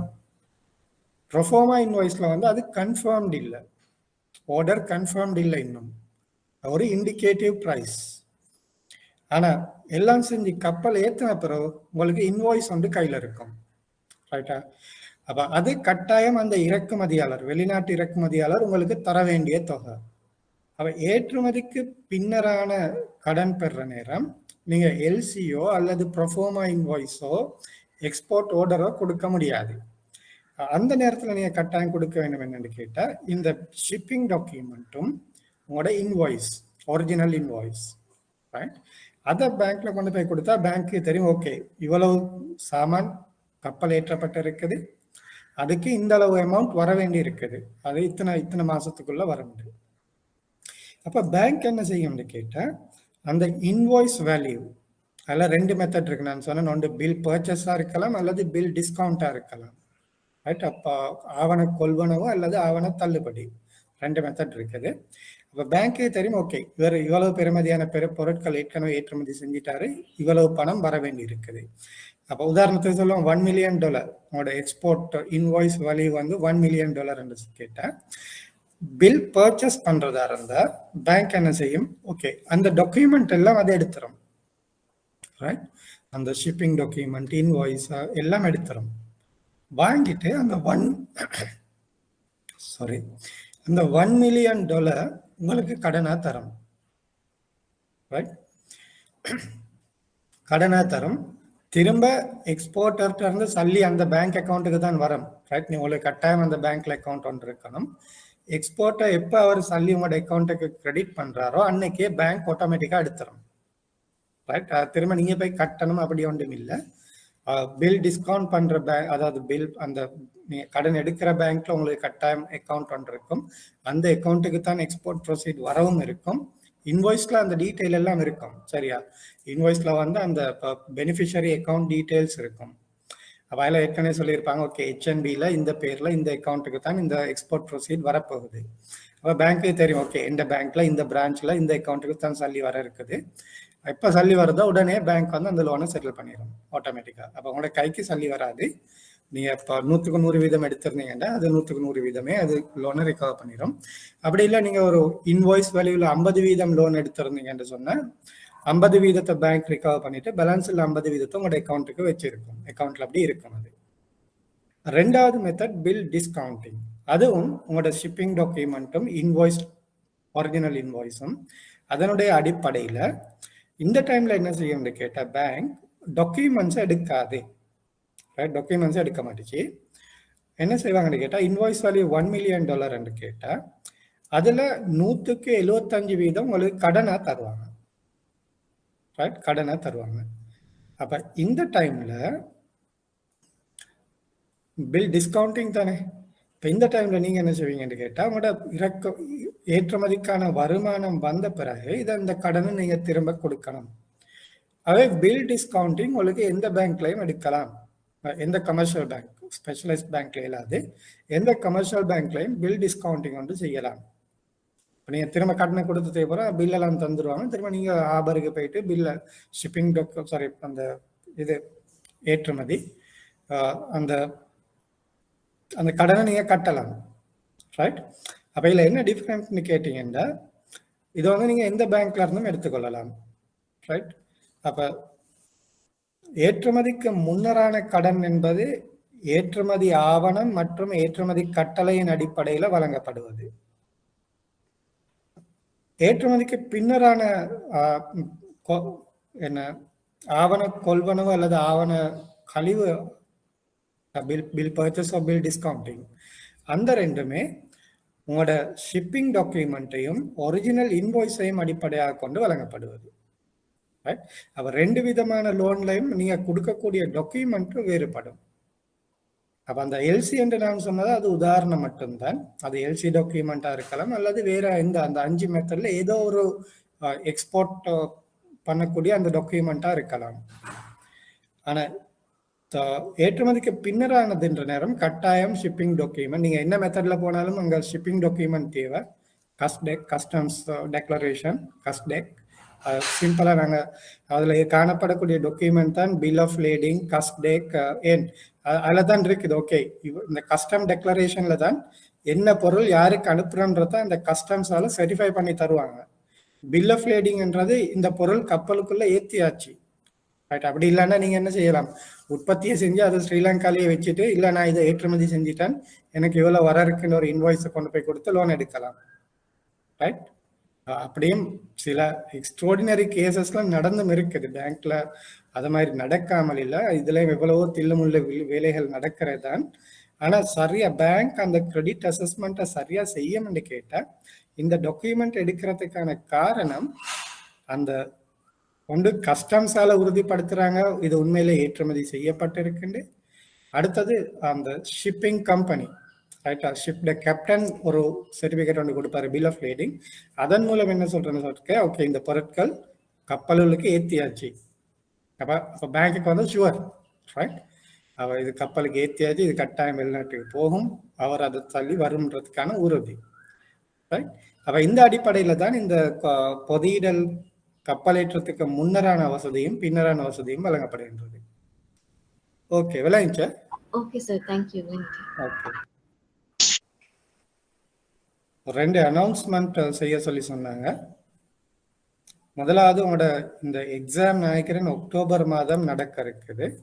இது உண்மையிலே இப்போ போன ஏப்ரல் மாதம் நடக்க வேண்டிய எக்ஸாம் அது நடக்கல, அதைத்தான் இப்போ அக்டோபரில் நடத்த இருக்கிறாங்க. அப்போ உங்களோட பேட்சும் லாஸ்ட் டைம் ஏப்ரலுக்கு படித்த பேட்ச் 2 பேருக்கும் ஒரேடியாக தான் இந்த பேப்பர் நடக்கும். இந்த எக்ஸாமுக்கான application deadline closing date August 15. நீங்கள் இது வரைக்கும் அந்த அப்ளிகேஷன் போட்டில்லைன்னு சொன்னால் நீங்கள் ஆகஸ்ட் 15க்கு முதல்ல அப்ளிகேஷன் போட சொல்லியிருக்கிறாங்க. அடுத்தது இது எங்களோட ஒரிஜினல் ஷெடியூல் படி என்று சொன்னீங்கன்னு கேட்டால் இது நவம்பர் வரைக்கும் எங்களோட கிளாஸ் செஞ்சு டிசம்பர் மாதத்தில் தான் எக்ஸாம் நடக்க வேண்டும். ஆனால் இவங்க 2 எக்ஸாமையும் ஒன்றா ஜாயின் பண்ணி செய்கிறதால அக்டோபர் கடைசியில் மாதிரி செய்ய இருக்கிறதால நாங்கள் அக்டோபர் மிட் அக்டோபர், அதாவது இப்போ அக்டோபர் 15ஆம் தேதிக்குள்ள எங்களோட கிளாஸஸ் முடிக்கணும். ஆகவே சில எக்ஸ்ட்ரா கிளாஸஸ் போட வேண்டி வரும். ரைட், உங்களோட என்ன மாதிரியான டைம் ஓகேன்னு எனக்கு கொஞ்சம் சொல்லுங்க. 2 ஆப்ஷன் இருக்கு. ஒன்று வந்து எங்களுக்கு இந்த கிளாஸை 7 மணிக்கு தொடங்கி 10 மணி வரையும் செய்யலாம். அப்படி இல்லைன்னு சொன்னால் இது வளமையாக செய்கிற மாதிரி 8லேருந்து 10 வரைக்கும் செஞ்சுட்டு வீக் டே ஒன்றில் ஈவினிங் டைமுக்கு ஒரு எக்ஸ்ட்ரா கிளாஸஸ் போடலாம் நைட்டுக்கு மாதிரி. ஒருத்தர் சொல்லியிருக்கிறாரு 7க்கே தொடங்குவோம்ண்டு. எல்லாரும் 7 to 10 ஓகேயா? சார் இல்ல சார், அது கஷ்டம் சார், கிளாஸ் இருக்கு சார். வேற கிளாஸ் சொல்றீங்க? ஓ சார். ஓகே.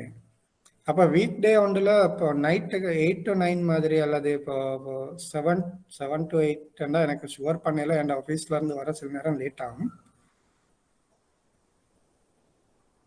வீக் டேஸ்னா okay sir. Okay sir. Week days ஓகேனா அப்போ ஒரு 8:30 9:30 மாதிரி. Okay sir. Okay right. அப்போ நான் என்ன வீக் அண்டு கொஞ்சம் டிசைட் பண்ணவும் வேணும். எப்படி அது அவசரம் இல்லை. நாங்கள் அடுத்த கிழமை இப்போ திரும்பவும் சண்டே கிளாஸை செய்வோம். நான் அடுத்த சண்டே சொல்கிறேன் என்ன டேட்டில் எக்ஸ்ட்ரா கிளாஸ் போடுறேன். ஏன்னா மிச்சம் தேவையில்லை. மொத்தமாக இன்னொரு 6 கிளாஸ் இருந்தால் எனக்கு போதும். 6ல் இப்போ ஏற்கனவே அக்டோபர் வரைக்கும் ஒரு 4 கிளாஸ் இருக்குது. 4-5 கிளாஸ் இருக்கும். அப்போ எடிஷனலாக 1 அல்லது 2 கிளாஸ் தான் போட வேண்டி வரும். அப்போ நான் அடுத்த சண்டே உங்களுக்கு சொல்கிறேன் வீக் டே என்ன டேயில் எங்களுக்கு அந்த கிளாஸு செய்யலாம்ண்டு. இப்போ இதில் இன்னும் உங்களோட பேட்சில் நினைக்கிறேன் இன்னும் கொஞ்சம் பேர் எனக்கு ஜாயின்ட் ஆகல. அவங்களுக்கும் நீங்கள் இந்த மெசேஜை கொடுத்துருங்க. ஆகஸ்ட் 15க்கு முதல்ல எக்ஸாம் செய்கிறேன்னு சொன்னால் நீங்கள் அதை ஆகஸ்ட் 15க்கு முதல்ல அப்ளிகேஷன் போடணும். அடுத்தது அந்த எக்ஸ்ட்ரா கிளாஸ் எப்பன்றதை நான் அடுத்த சண்டே சொல்கிறேன். ஓகே சரி. அப்போ அதில் பண்டங்கள் தொடர்பாக எங்களோட டியூட் முடிஞ்சிட்டு நாங்கள் இன்றைக்கி படிக்க வேண்டிய டியூட்டை பார்ப்போம்.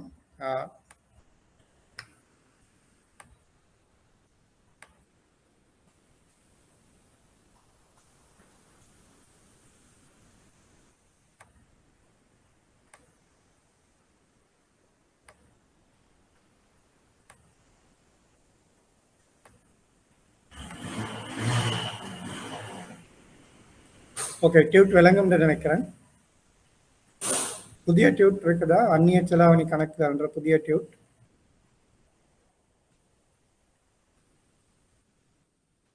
விளங்குதா? டிஸ்பிளே ஆகுதா? அந்நிய செலாவணி கணக்குகள். ஓகே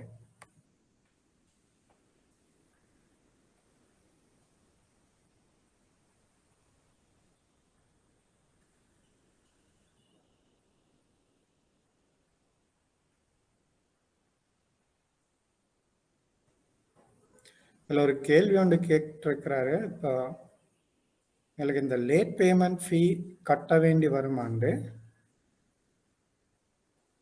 உங்களுக்கு இன்னும் ரெஜிஸ்ட்ரேஷன் நம்பர் இல்லைன்னு சொல்லியிருக்கிறாரு. அப்போ நீங்கள் இன்னும் IBSல ரெஜிஸ்டர் ஆகி இல்லையா?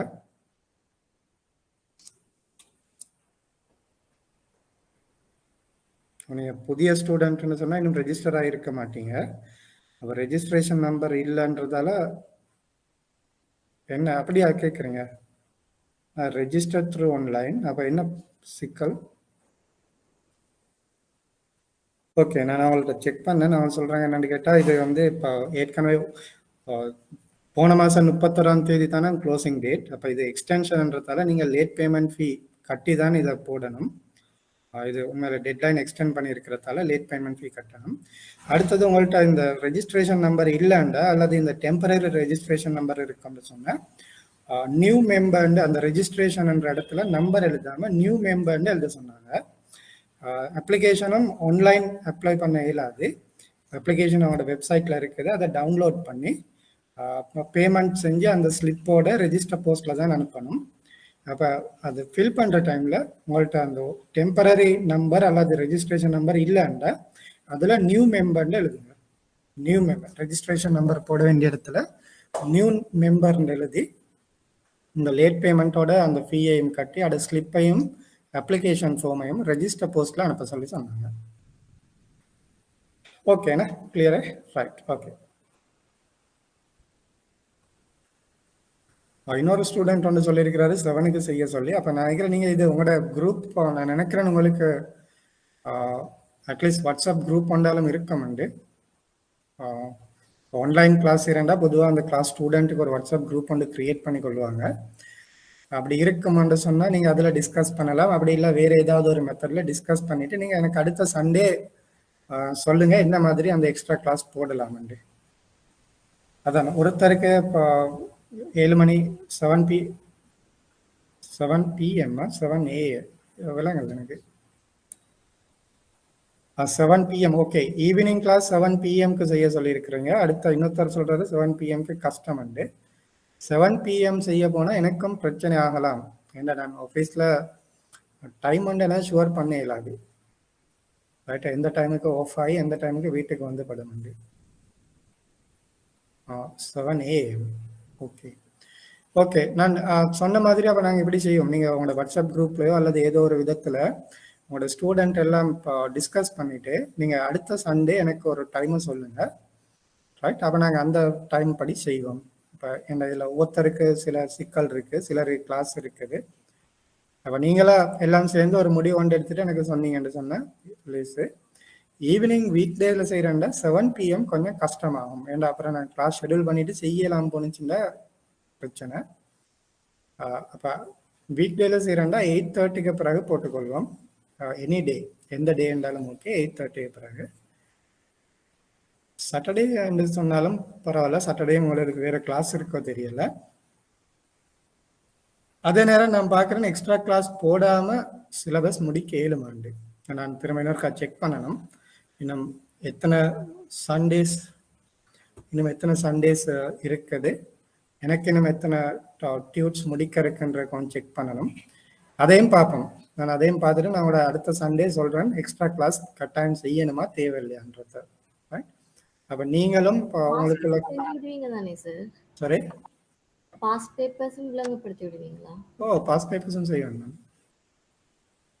அப்படிதான் முதலாவது இப்போ நான் இந்த ஆன் நீங்கள் லாஸ்ட் டைம் இருந்த மாதிரி என்ன நினைவு இருக்குது. ஆன் இமானுவல் லாஸ்ட் பேட்ச்லையும் நீங்கள் இருந்தீங்க, ஆனால் உங்களோட எக்ஸாம் நடக்கல, தான் இப்போ அக்டோபரில் நடக்க இருக்குது. அப்போ அந்த ஒவ்வொரு பேட்ச்லையும் நாங்கள் அப்படித்தான் சரி. முதலாவது வந்து இப்போ இந்த சிலபஸ் முடிக்கிறது, அதுக்கப்புறம் ஒரு பாஸ் பேப்பர் செய்கிறது, அதுக்கப்புறம் கடைசியாக ஒரு சமரி கிளாஸ் வந்து செய்கிறது. அப்போ அந்த சமரி கிளாஸில் வந்து இந்த பேப்பரில் என்ன மாதிரியான கேள்வி வரலாம்ன்றதை டார்கெட் பண்ணி முழு சிலபஸ்லையும் கட்டாயம் படித்து கொள்ள வேண்டியது. ரைட், எக்ஸாமுக்கு வர முடியுமான அந்த கேள்விகளில் ஒரு சுருக்கம் வந்து கட்டாயம் நான் செய்வேன். அவனைய கடைசியில் கூட இந்த முழு இவ்வளோ டியூட்டையும் படிக்காமல் அந்த கடைசி ஆண்டு செய்கிற அந்த சமரி டியூட்டை மட்டும் படிச்சுட்டு போனீங்கன்னா கூட உங்களால் அழகாக 45 மார்க்ஸ் எடுக்கலாம். ரைட், அப்போ அந்த மெத்தடில் தான் போகும். அப்போ நான் நெக்ஸ்ட் வீக் உங்களுக்கு செக் பண்ணிவிட்டு சொல்கிறேன் எனக்கு இன்னும் எத்தனை கிளாஸ் தேவைப்படும். மேக்ஸிமம் கூடி போனால் ஒரு எக்ஸ்ட்ரா கிளாஸ் போட வேண்டி வரும், இல்லை 2 எக்ஸ்ட்ரா கிளாஸ் போட வேண்டி வரும். அப்போ அந்த 2 கிளாஸ்ன்றதால கொஞ்சம் மேனேஜ் பண்ணிக்கொள்ள பாருங்கள். நீங்கள் உங்களுக்குள்ள டிஸ்கஸ் பண்ணிவிட்டு எனக்கு சொல்லுங்கள் அடுத்த கிழமை எப்படி செய்யலாம். ரைட், ஓகே, நாங்கள் இன்னைக்கு படிக்க வேண்டிய டியூட்டை பார்ப்போம். அந்நிய செலாவணி கணக்கு. ரைட், அப்போ உரிமம் வழங்கப்பட்ட வணிக வங்கிகளை பொறுத்தவரையில் இந்த அந்நிய செலாவணி என்பது ஒரு சிறப்பம்சம். ஏனென்று கேட்டால் இந்த வர்த்தக வங்கிகளுக்கு மட்டுமே, இந்த வணிக வங்கி வர்த்தக வங்கின்றது எனக்கு அடிக்கடி மாறுபடுறது. அதில் நான் எதை சொன்னாலுமே அதோட அர்த்தம் என்னென்னு கேட்டால் commercial bank, licence commercial bank.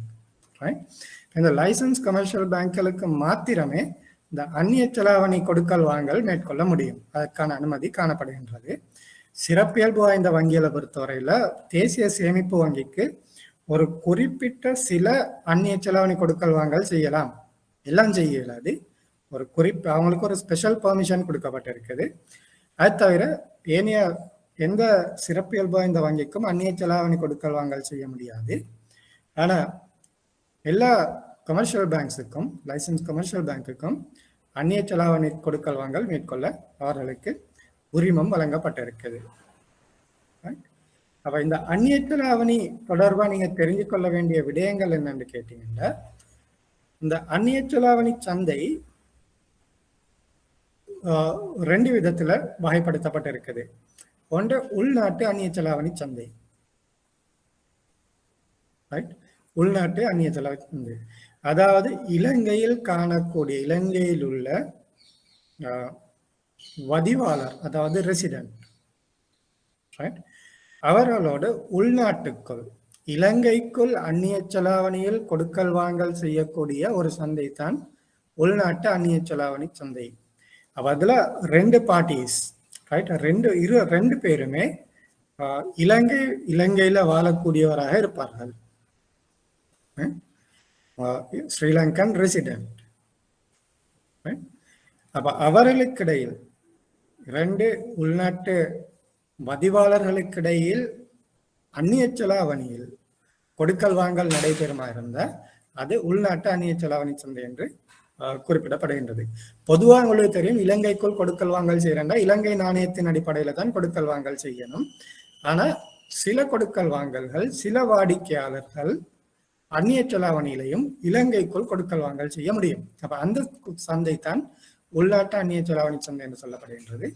அதுலேயும் இரண்டு வகையான சந்தைகள் காணப்படுகின்றது. ஒன்று வாடிக்கையாளர் சந்தை அல்லது சில்லறை சந்தை, retail market, right, retail foreign exchange market. அப்ப இதுல தனிப்பட்ட நிறுவனங்கள் அல்லது தனிநபர், ரைட், தனிநபர் அல்லது நிறுவன வாடிக்கையாளர்கள் இலங்கைக்குள் அந்நிய செலாவணியில் கொடுக்கல் வாங்கல் செய்வார்கள். அப்ப தனிப்பட்ட அல்லது நிறுவன வாடிக்கையாளர் சம்பந்தப்பட்ட கொடுக்கல் வாங்கல் இதில் உள்ளடக்கப்படும். திரும்பவும் இது இலங்கைக்குள் தான் மேற்கொள்ளப்படுகின்றது. இரண்டாவது முறை இரண்டு வங்கிகளுக்கு இடையிலானது, இதே சொல்ற inter bank foreign exchange market. இதுல ரெண்டு பேருமே இரண்டு லைசன்ஸ் கமர்ஷியல் பேங்காக காணப்படும். அப்ப ரெண்டு லைசன்ஸ் கமர்ஷியல் பேங்குக்கு இடையில இந்த அந்நிய செலாவணி கொடுக்கல் வாங்கல் நடைபெறுமா இருந்த அது வங்கிகளுக்கு இடையிலான கொடுக்கல் வாங்கல் அல்லது மொத்த சந்தை என்று சொல்லப்படுகின்றது, inter bank foreign exchange market. ஒரு உரிமம் வழங்கப்பட்ட வர்த்தக வங்கியும் இன்னும் ஒரு நிறுவனமும், அது உரிமம் வழங்கப்பட்ட சிறப்பியல்பு வாய்ந்த வங்கியா இருக்கலாம், நிதி கம்பெனியா இருக்கலாம், அல்லது ஒரு ஒரு கோஆபரேட் கம்பெனி, ரைட், ஒரு நிறுவனமாக இருக்கலாம், நிதி எல்லா நிறுவனமாக இருக்கலாம், அல்லது ஒரு தனிப்பட்ட வாடிக்கையாளராக இருக்கலாம். அந்த மாதிரியான கொடுக்கல் வாங்கல் சில்லறை கொடுக்கல் வாங்கல் என்று சொல்லப்படும்.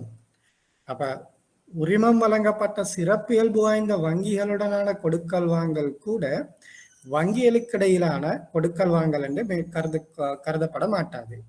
அப்ப இன்டர் பேங்க் டிரான்சாக்ஷன் என்றது இரண்டு உரிமம் வழங்கப்பட்ட வணிக வங்கிகளுக்கு இடையிலானது, ரெண்டு லைசன்ஸ் கமர்ஷியல் பேங்க்களுக்கு இடையிலானது. ஓகே, இது அந்நிய செலாவணி பரிமாற்றத்துக்காக மத்திய வங்கியால் அங்கீகரிக்கப்பட்ட விற்பனையாளர்களிடையே மேற்கொள்ளப்படுகின்றது. அப்ப நான் ஏற்கனவே சொன்ன மாதிரி அனைத்து உரிமம் வழங்கப்பட்ட வர்த்தக வங்கிகளும் மத்திய வங்கியால் அந்நிய செலாவணி கொடுக்கல் வாங்கலுக்கு அங்கீகரிக்கப்பட்ட விற்பனையாளராக கருதப்படுவார்கள். அதாவது ஒரு கமர்ஷியல் பேங்கை பொறுத்தவரையில நாங்கள் லைசன்ஸ் கமர்ஷியல் பேங்க் என்பது அது வணிக வங்கி வியாபாரத்துக்கான அனுமதி, ரைட். அப்ப அது வங்கி தொழிலுக்கான அனுமதி மாத்திரமே. டிபாசிட் எடுக்கலாம், கடன் கொடுக்கலாம், அதான் பேங்கிங் லைசன்ஸ்.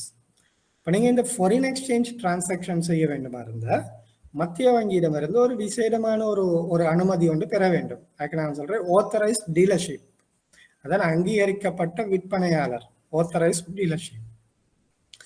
அந்த லைசன்ஸ் இருந்தால் மட்டும்தான் உங்களால் அந்நிய செலாவணி கொடுக்கல் வாங்கல் மேற்கொள்ள முடியும். பொதுவாக இலங்கையில் இதுவரைக்கும் காணப்படக்கூடிய எல்லா கமர்ஷியல் பேங்குக்கும் ஆத்தரைஸ்ட் டீலர்ஷிப் லைசனும் கொடுக்கப்பட்டிருக்குது. அதே மாதிரி நீங்க இந்த அரச பிணையங்கள்ல கொள்வனவு விற்பனை செய்யறேன்னு சொன்னா அதுக்கு நீங்க லைசன்ஸ் பேங்க் தான், உங்களுக்கு பேங்கிங் லைசன்ஸ் இருக்குது. ஆனா அந்த கொடுக்கல் வாங்கலுக்கு மத்திய வங்கிட்ட இருந்து இன்னொரு லைசன்ஸ் பெற வேண்டும், ரைட். அது பிரைமரி டீலர்ஷிப் லைசன், ரைட். அப்ப அந்த பிரைமரி டீலர்ஷிப் லைசன் இருந்தால் மட்டும்தான் உங்களால இந்த ட்ரெஷரி பில் பாண்ட்ஸ் அதுல அந்த கொள்வனவு விற்பனை செய்ய முடியும், ரைட். அப்ப எல்லா கமர்ஷியல் பேங்குக்கும் பிரைமரி டீலர்ஷிப் லைசன் இல்லை. ஏற்கனவே உங்களுக்கு தெரியும், இந்த பாண்ட் ஸ்கேமுக்கு பிறகு சில வங்கிகளுக்கு பிரைமரி டீலர்ஷிப் லைசன் கொடுக்கப்பட்டிருந்துச்சு, அது இப்போ கேன்சல் பண்ணப்பட்டிருக்கு, அது ரத்து செய்யப்பட்டிருக்குது. ஆகவே அந்த எல்லா கமர்ஷியல் பேங்குக்கும் பிரைமரி டீலர்ஷிப் இல்லை, ஆனால் ஆத்தரைஸ்ட் டீலர்ஷிப் எல்லா கமர்ஷியல் பேங்குக்கும் கொடுத்துருக்குறாங்க. நான் இதில் என்ன சொல்ல வரேன்னு கேட்டால், பேங்கிங் லைசன் என்பது வேற, இந்த குறிப்பிட்ட இந்த செயற்பாட்டுக்கான லைசன்சிங் என்பது வேற. உங்களுக்கு பேங்கிங் லைசன் இருக்கிறதால எல்லாம் செய்ய இயலாது, ரைட். பேங்கிங் லைசன்ஸ் கொடுக்கப்படுறது கடன் கொடுக்கறதுக்கும் டிபாசிட்ஸ் வைப்புகள் எடுக்கிறதுக்கும் மட்டும்தான். அதான் பேங்கிங் லைசன்ஸ். இப்போ நீங்கள் அந்நிய செலாவணி கொடுக்கல் வாங்கல் செய்ய வேண்டுமா இருந்தால் மத்திய வங்கியிடமிருந்து இந்த ஆத்தரைஸ்ட் டீலர்ஷிப் லைசன்ஸ் எடுக்கணும். இல்லை கவர்மெண்ட் செக்யூரிட்டிஸில் கொள்வனவு விற்பனை செய்ய வேண்டுமா இருந்தால் மத்திய வங்கியிலிருந்து பிரைமரி டீலர்ஷிப் லைசன்ஸ் எடுக்கணும். ரைட்? அப்போ அது முக்கியம். இதுக்கு வேற உரிமங்கள் மத்திய வங்கியிடமிருந்து பெறப்பட வேண்டும். ரைட்? ஆனால் இப்போதைக்கு எல்லா கமர்ஷியல் பேங்குக்கும் இந்த ஆத்தரைஸ்ட் டீலர்ஷிப் லைசன்ஸ் கொடுக்கப்பட்டிருக்குது. ஆகவே அவர்களால் இந்த அந்நிய செலாவணி கொடுக்கல் வாங்கலை மேற்கொள்ள முடியும். ரைட்? நான் சொன்னேன் என்எஸ்பிக்கு சில ஸ்பெஷல் பர்மிஷன் கொடுத்துருக்குறாங்க. அப்போ அவங்களுக்கு அந்த சில அந்நிய செலாவணி கொடுக்கல் வாங்கல் செய்யறதுக்கு உரிமம் வழங்கப்பட்டிருக்கு. அப்போ அதுக்கு நாங்கள் ஆத்தரைஸ்ட் டீலர்ஷிப் என்று சொல்றோம்ல, அவர்களுக்கு வேற லைசன்ஸ் தான், ஆத்தரைஸ்ட் டீலர்ஷிப் லைசன்ஸ் இல்லை. அவர்களுக்கு மட்டுப்படுத்தப்பட்ட அந்நிய செலாவணி கொடுக்கல் வாங்கல் உரிமம், அதாவது ரெஸ்ட்ரிக்டட் டீலர்ஷிப் லைசன்ஸ், அது ரெஸ்ட்ரிக்டட் லைசன்ஸ். இல்லை பல்வேறு விதமான உரிமங்கள் இருக்குது. ரைட்? அப்போ அது மாதிரி இப்போ நீங்கள் என்எஸ்பி எடுக்கலாம், அல்லது சில ஹோட்டல்ஸுக்கும் அந்த கரன்சி எக்ஸ்சேஞ்ச் பண்ணுறதுக்கு அதுவும் கூட அந்நிய செலாவணி கொடுக்கல் வாங்கல் தான். அப்போ அவர்களுக்கு ஒரு ரெஸ்ட்ரிக்டட் லைசன்ஸ் வழங்கப்பட்டிருக்குது. கமர்ஷியல் பேங்குக்கு அப்படி ரெஸ்ட்ரிக்டட் இல்லை, அது ஆத்தரைஸ்ட் டீலர்ஷிப் லைசன்ஸ். அவங்களுக்கு எந்த விதமான அந்நிய செலாவணி கொடுக்கல் வாங்கல் நடவடிக்கையும் மேற்கொள்ள முடியும்.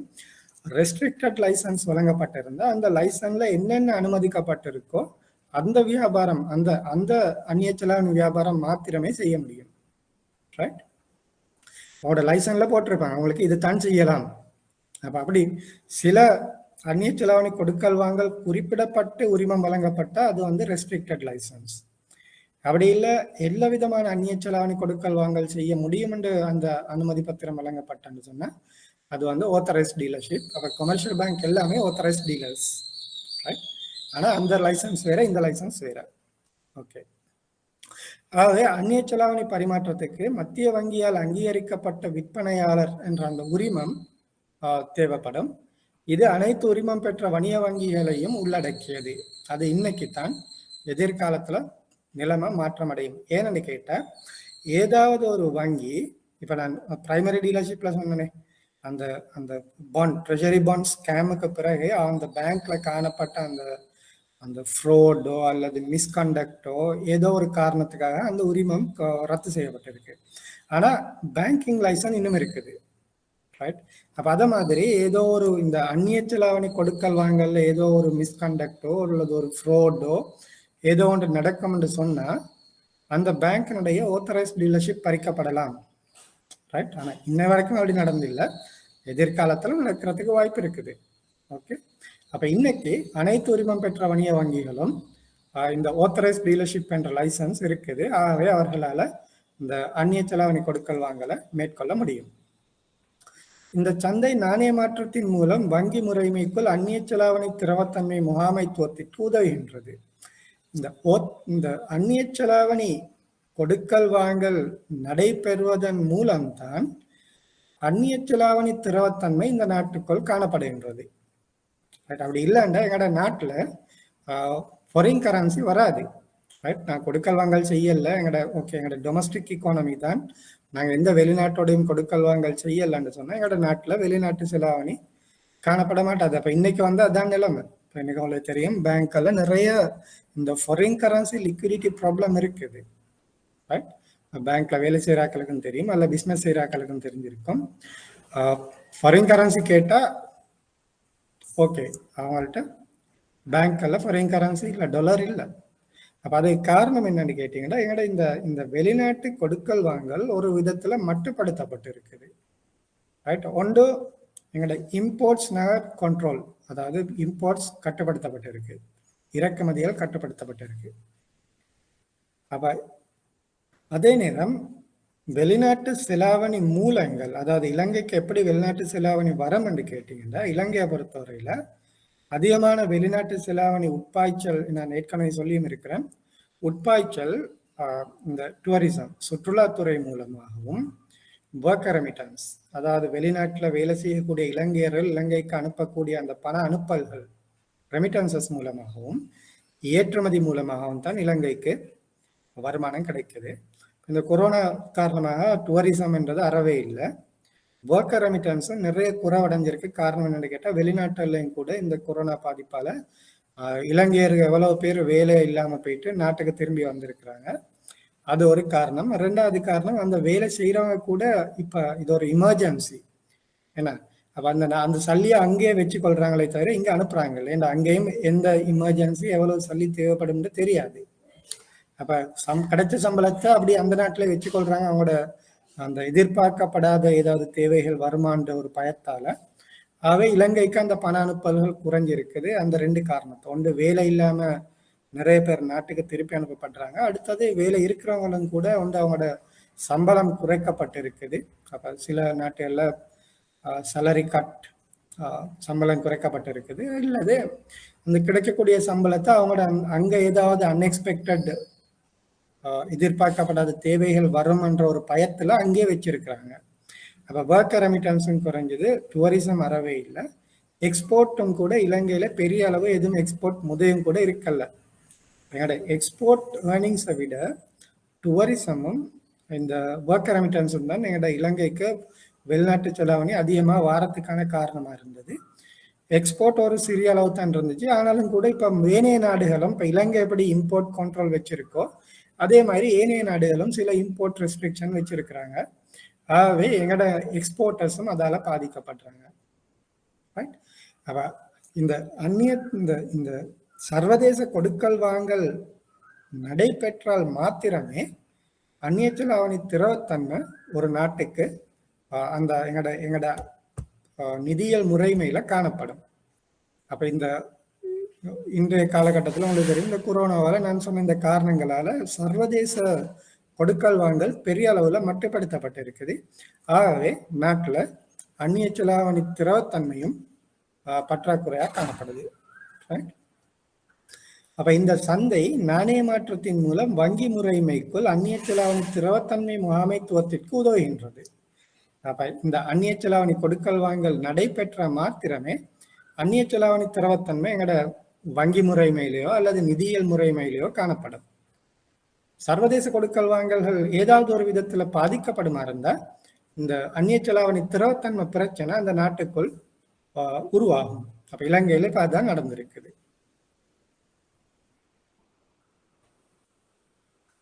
அடுத்தது நாங்கள் அந்நிய செலாவணி சந்தையினுடைய தொழிற்பாடுகள் என்னன்னு பார்ப்போம். ஒரு நாட்டின் நாணயத்தை மற்றொரு நாட்டின் நாணயமாக மாற்றுதல். உங்கள்கிட்ட டாலர் இருக்குது, நீங்க பேங்க்குக்கு போயிட்டு அந்த டாலரை கொடுத்துட்டு இலங்கை நாணயத்தில் எடுக்கலாம். இல்லை நீங்க வெளிநாடு போயிருக்கிறீங்க, உங்களோட இலங்கை நாணயத்தை பேங்க்ல கொடுத்தா அவர்கள் அந்த வெளிநாட்டு நாணயத்தை தருவார்கள். இப்போ இதுக்கு நான் சொல்றேன் நாணயம் மாற்று, மணி எக்ஸ்சேஞ்ச். ரைட். அப்போ ஒரு நாட்டினுடைய நாணயத்தை இன்னொரு நாட்டினுடைய நாணயமாக மாற்றிக்கொள்ளக்கூடிய தொழிற்பாடு இந்த அந்நிய செலாவணி சந்தையினுடைய ஒரு தொழிற்பாடு. அடுத்தது பல்வேறு நிதியியல் பிரதிகள் மூலம் அந்நிய செலாவணி பரிமாற்ற வீதத்தில் ஏற்படும் மாற்றங்களை அந்த இடர் நேர்வுகளை குறைக்கும். அப்ப அந்நிய செலாவணி சந்தையினுடைய இன்னொரு தொழிற்பாடு என்னன்னு கேட்டீங்கன்னா, இந்த அந்நிய செலாவணி கொடுக்கல் வாங்கல் மூலம் ஏற்படக்கூடிய இடர் நேர்வை குறைத்து கொள்வதற்காக இன்னும் ஒரு நிதியியல் பண்டத்தை கொள்வனவு விற்பனை செய்யும். அப்ப அது வந்து அந்நிய செலாவணி அல்ல நிதியியல் பெறுதிகள் என்று சொல்லப்படும். அதாவது ஃபைனான்சியல் டெரிவேட்டிவ்ஸ். டெரிவேட்டிவ் ப்ராடக்டுக்கு உதாரணம் சொல்ல முடியுமா? ஏற்கனவே படிச்சு தந்ததுதான். டெரிவேட்டிவ் ப்ராடக்ட் ஃபைனான்சியல் பெறுதிகளுக்கு உதாரணம் என்னென்ன விதமான அல்லது எந்த வகையான நிதியியல் பெறுதிகள் இலங்கையில காணப்படுகின்றது என்று இந்த அந்நிய செலாவணி இடர் நேர்வை தவிர்த்து கொள்வதற்கு நினைவில்லையா?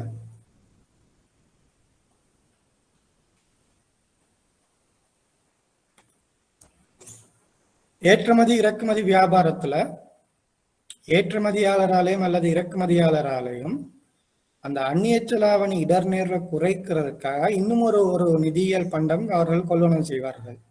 Okay, very good. அண்ட் சொல்லியிருக்கிறாங்க ஃபார்வர்ட் புக்கிங். எஸ், முட்கூட்டிய அந்நிய செலாவணி ஒப்பந்தம், ஃபார்வர்ட் எக்ஸ்சேஞ்ச் ரேட் அல்லது ஃபார்வர்ட் எக்ஸ்சேஞ்ச் புக்கிங். ஓகே, வேற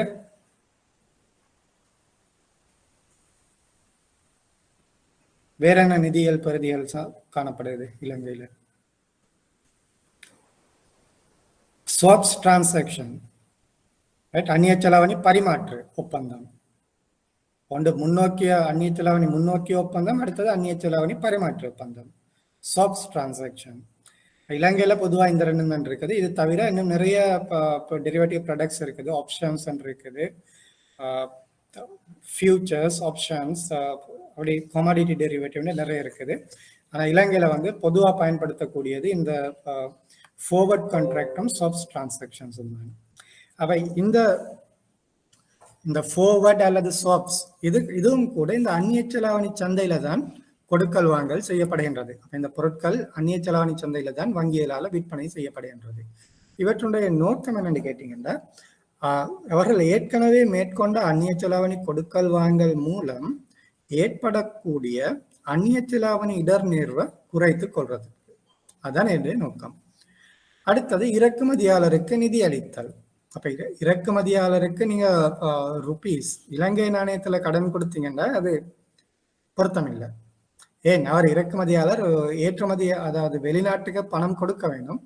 வெளிநாட்டு அந்த ஏற்றுமதியாளருக்கு இலங்கை நாணயத்துல கொடுக்க முடியாது. அப்ப வெளிநாட்டு ஏற்றுமதியாளருக்கு இங்குள்ள இறக்குமதியாளர் வெளிநாட்டு நாணயத்துல தான் கொடுப்பனவு செய்யணும், ரைட். அப்ப இறக்குமதி கடன்கள் பொதுவாக வெளிநாட்டு நாணய கடன்களாகத்தான் காணப்படும். அடுத்தது ஏற்றுமதி வருமானத்தை நாட்டுக்கு கொண்டு வருவதற்கு ஏற்றுமதியாளருக்கும் இந்த அந்நிய செலாவணி சந்தை தேவை, அந்நிய செலாவணி கணக்கு தேவை. நீங்க ஏற்றுமதியாளருக்கு ருபி அக்கௌண்ட் ஒன்று கொடுத்தீங்கன்னா அவர்கிட்ட ருபி வராது, அவருக்கு டாலர்ஸ் தான் வரப்போகுது, வெளிநாட்டு நாணயம் தான் வரப்போகுது. அப்ப அதை கொண்டு வந்து ருபி அக்கௌண்ட்ல டிபாசிட் பண்ண முடியாது. ஆகவே அவருக்கு அந்த வெளிநாட்டு நாணய கணக்கு கொண்டு வழங்குவதன் மூலம் இந்த அந்நிய செலாவணி சந்தை தொழிற்பாட்டுக்குள் அவர் உள்வாங்கப்பட்டு அவருடைய ஏற்றுமதி வருமானம் நாட்டுக்குள் அந்நிய செலாவணியாக கொண்டு வரப்படுகின்றது. அடுத்தது பிற வெளிநாட்டு நாணய பரிவர்த்தனைகளை மேற்கொள்ளுதல், ரைட். அப்ப ஏனைய நாடுகளோடு கொடுக்கல் வாங்கல், சர்வதேச கொடுக்கல் வாங்கலுக்கும் அவர்களுடைய அந்த முதலீடுகள், வெளிநாட்டவர்களுடைய முதலீடுகளை உள்நாட்டுக்கு கொண்டு வரதுக்கு, அப்ப இது போன்ற அந்த ஃபாரின் டைரக்ட் இன்வெஸ்ட்மெண்ட்ஸ், ரைட், அல்லது இப்போ FDIs என்று சொல்லுவோம், ஃபாரின் டைரக்ட் இன்வெஸ்ட்மெண்ட்ஸ். ஸோ இவற்றை உள்நாட்டுகள் கொண்டு வருவதும் இந்த அந்நிய செலாவணி சந்தையினுடைய ஒரு தொழிற்பாடாக காணப்படுகின்றது. ஓகே, அப்ப அந்நிய செலாவணி சந்தையில காணப்படக்கூடிய இடர்நேர்வு, அதை நான் ஏற்கனவே சொன்ன மாதிரி அந்நிய செலாவணி விலையில் ஏற்படும் தளம்பல். அப்ப இதுக்கு நான் சுருக்கமா சொல்றேன், அந்நிய செலாவணி இடர்நேர்வு, right, foreign exchange FX risk அல்லது ஃபாரின் எக்ஸ்சேஞ்ச் ரிஸ்க் என்று சொல்லப்படும். அப்ப அந்நிய செலாவணி சந்தையில காணக்கூடிய இடர்நேர்வு, அந்நிய செலாவணி இடர்நேர்வு, அது எப்படி வரும்னு கேட்டா, இந்த அந்நிய செலாவணி விலையில் ஏற்படக்கூடிய தளம்பல். அப்ப நீங்க இன்னைக்கு இம்போர்ட் எல்சி ஓபன் பண்றீங்க, அப்ப இன்னைக்கு டாலர் 203 ரூபா இருக்குது. ஆனா உங்களோட இம்போர்ட் வந்து இன்னும் ஒரு 3 வீக்ஸ்ல தான் வரப்போகுது. நீங்க 3 வீக்ஸுக்கு பிறகு தான் அந்த பேமெண்ட்டை செய்வீங்க, ரைட். அப்ப 3 வீக்ஸுக்கு பிறகு டாலர் 250 ரூபான்னு சொன்னா அது உங்களுக்கு நட்டமா போயிட்டுரும், ரைட். அப்ப அதுதான் அந்த இடர்நேர்வு. அந்த நட்டத்தை இல்லாமல் செய்யறதுக்கு அல்லது அதை குறைக்கிறதுக்கு நீங்க என்ன செய்வீங்க, எல்சி ஒன்று ஓப்பன் பண்ண உடனே ஒரு ஃபார்வர்ட் கான்ட்ராக்ட் ஒன்றும் ஓப்பன் பண்ணிடுவீங்க. அப்போ ஃபார்வர்ட் கான்ட்ராக்ட்ல பேங்க் ஏற்கனவே எக்ரி ஆகிரும். ஓகே, இன்னைக்கு 203 ரூபா உங்களோட நீங்க பேமெண்ட் இன்னும் 3 கிழமையில செய்ய இருக்கிறீங்க. 3 கிழமைக்கு பிறகு நான் உங்களுக்கு 210 ரூபாய்க்கு டாலர் தாரேன். இன்னைக்கு 203 ரூபா, ஆனா 3 கிழமைக்கு பிறகு 210 ரூபாய்க்கு தாரேன். நீங்களும் ஓகேன்னு சொல்றீங்க. ஆனா 3 கிழமைக்கு பிறகு 250 ரூபாயில இருக்கும்னு சொன்னாலும் நீங்க கொடுக்க போறது 210 ரூபா தான். உங்களுக்கு அந்த 40 ரூபா நட்டம் குறைக்கப்பட்டு இருக்குது. நீங்க இந்த ஃபார்வர்ட் கான்ட்ராக்ட் இல்லைன்னு சொன்னீங்கன்னா 3 கிழமைக்கு பிறகு நீங்க 250 ரூபா படி டாலர் வந்து கொள்ளணும் செய்ய வேண்டி வரும்.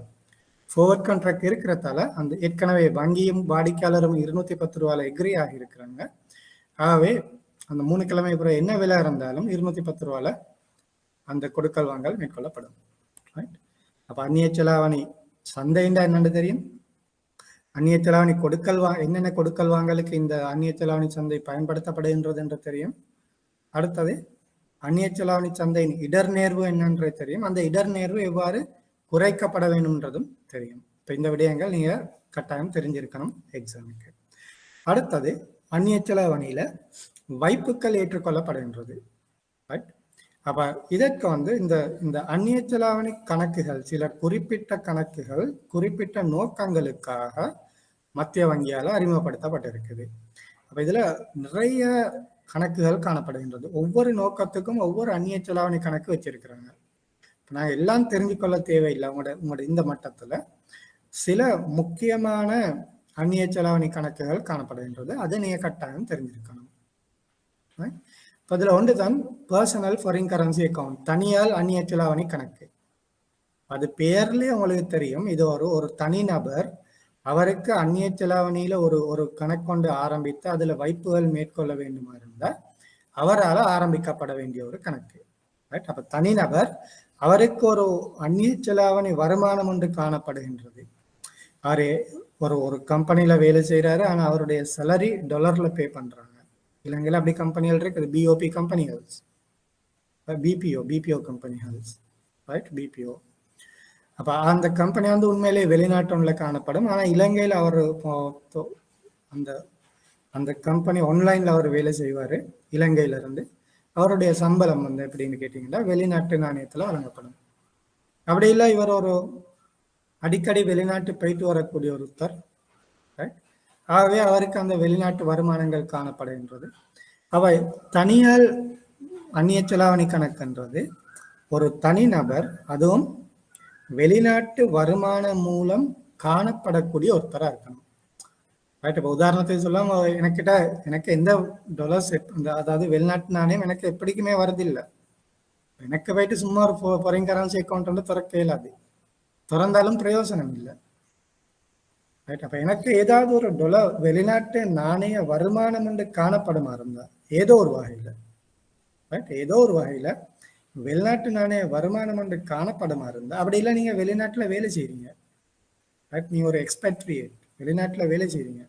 அப்ப அந்த நாட்டுல இருந்து இலங்கைக்கு உங்களோட சேமிப்புகளை அனுப்புறதுக்கு உங்களுக்கு ஒரு வெளிநாட்டு கணக்கு தேவைப்படும். அப்ப வெளிநாட்டு வருமான மூலம் காணப்படக்கூடிய மூலம் என்று sources, right, foreign income source ஒன்று உங்களுக்கு இருக்கும் என்று சொன்ன அப்படிப்பட்ட தனிநபர்கள் இந்த பர்சனல் ஃபாரின் கரன்சி அக்கௌண்ட்டை ஆரம்பிக்க முடியும். ரெண்டாவது பிஸ்னஸ் ஃபாரின் கரன்சி அக்கௌண்ட். இதுவும் திரும்ப பெயர்லே இருக்குது. ஒரு வியாபார நிறுவனம் அவர்களுக்கு வெளிநாட்டு வருமானங்கள் காணப்படுகின்றது அப்படின்னு சொன்னா அந்த வியாபார நிறுவனத்துக்கு இந்த பிஸ்னஸ் ஃபாரின் கரன்சி அக்கௌண்ட் ஒன்று ஆரம்பிக்க முடியும். ரைட். இது வியாபார அந்நிய செலாவணி கணக்கு. அடுத்தது இன்வெர்ட் இன்வெஸ்ட்மெண்ட் அக்கௌண்ட். இதுவும் திரும்ப பெயர்லே இருக்குது. இப்போ இதில் நான் ஏன் இங்கிலீஷ்ல கொடுத்தேன்னு கேட்டால் இந்த பெயர்ல இருந்தே அது என்ன நோக்கம்ன்றத எங்களுக்கு லேசா விளங்கிக் கொள்ளலாம். இப்போ இதில் டிரான்ஸ்லேஷனை பார்த்தீங்கன்னா சில நேரம் ஒன்றும் விளங்காது.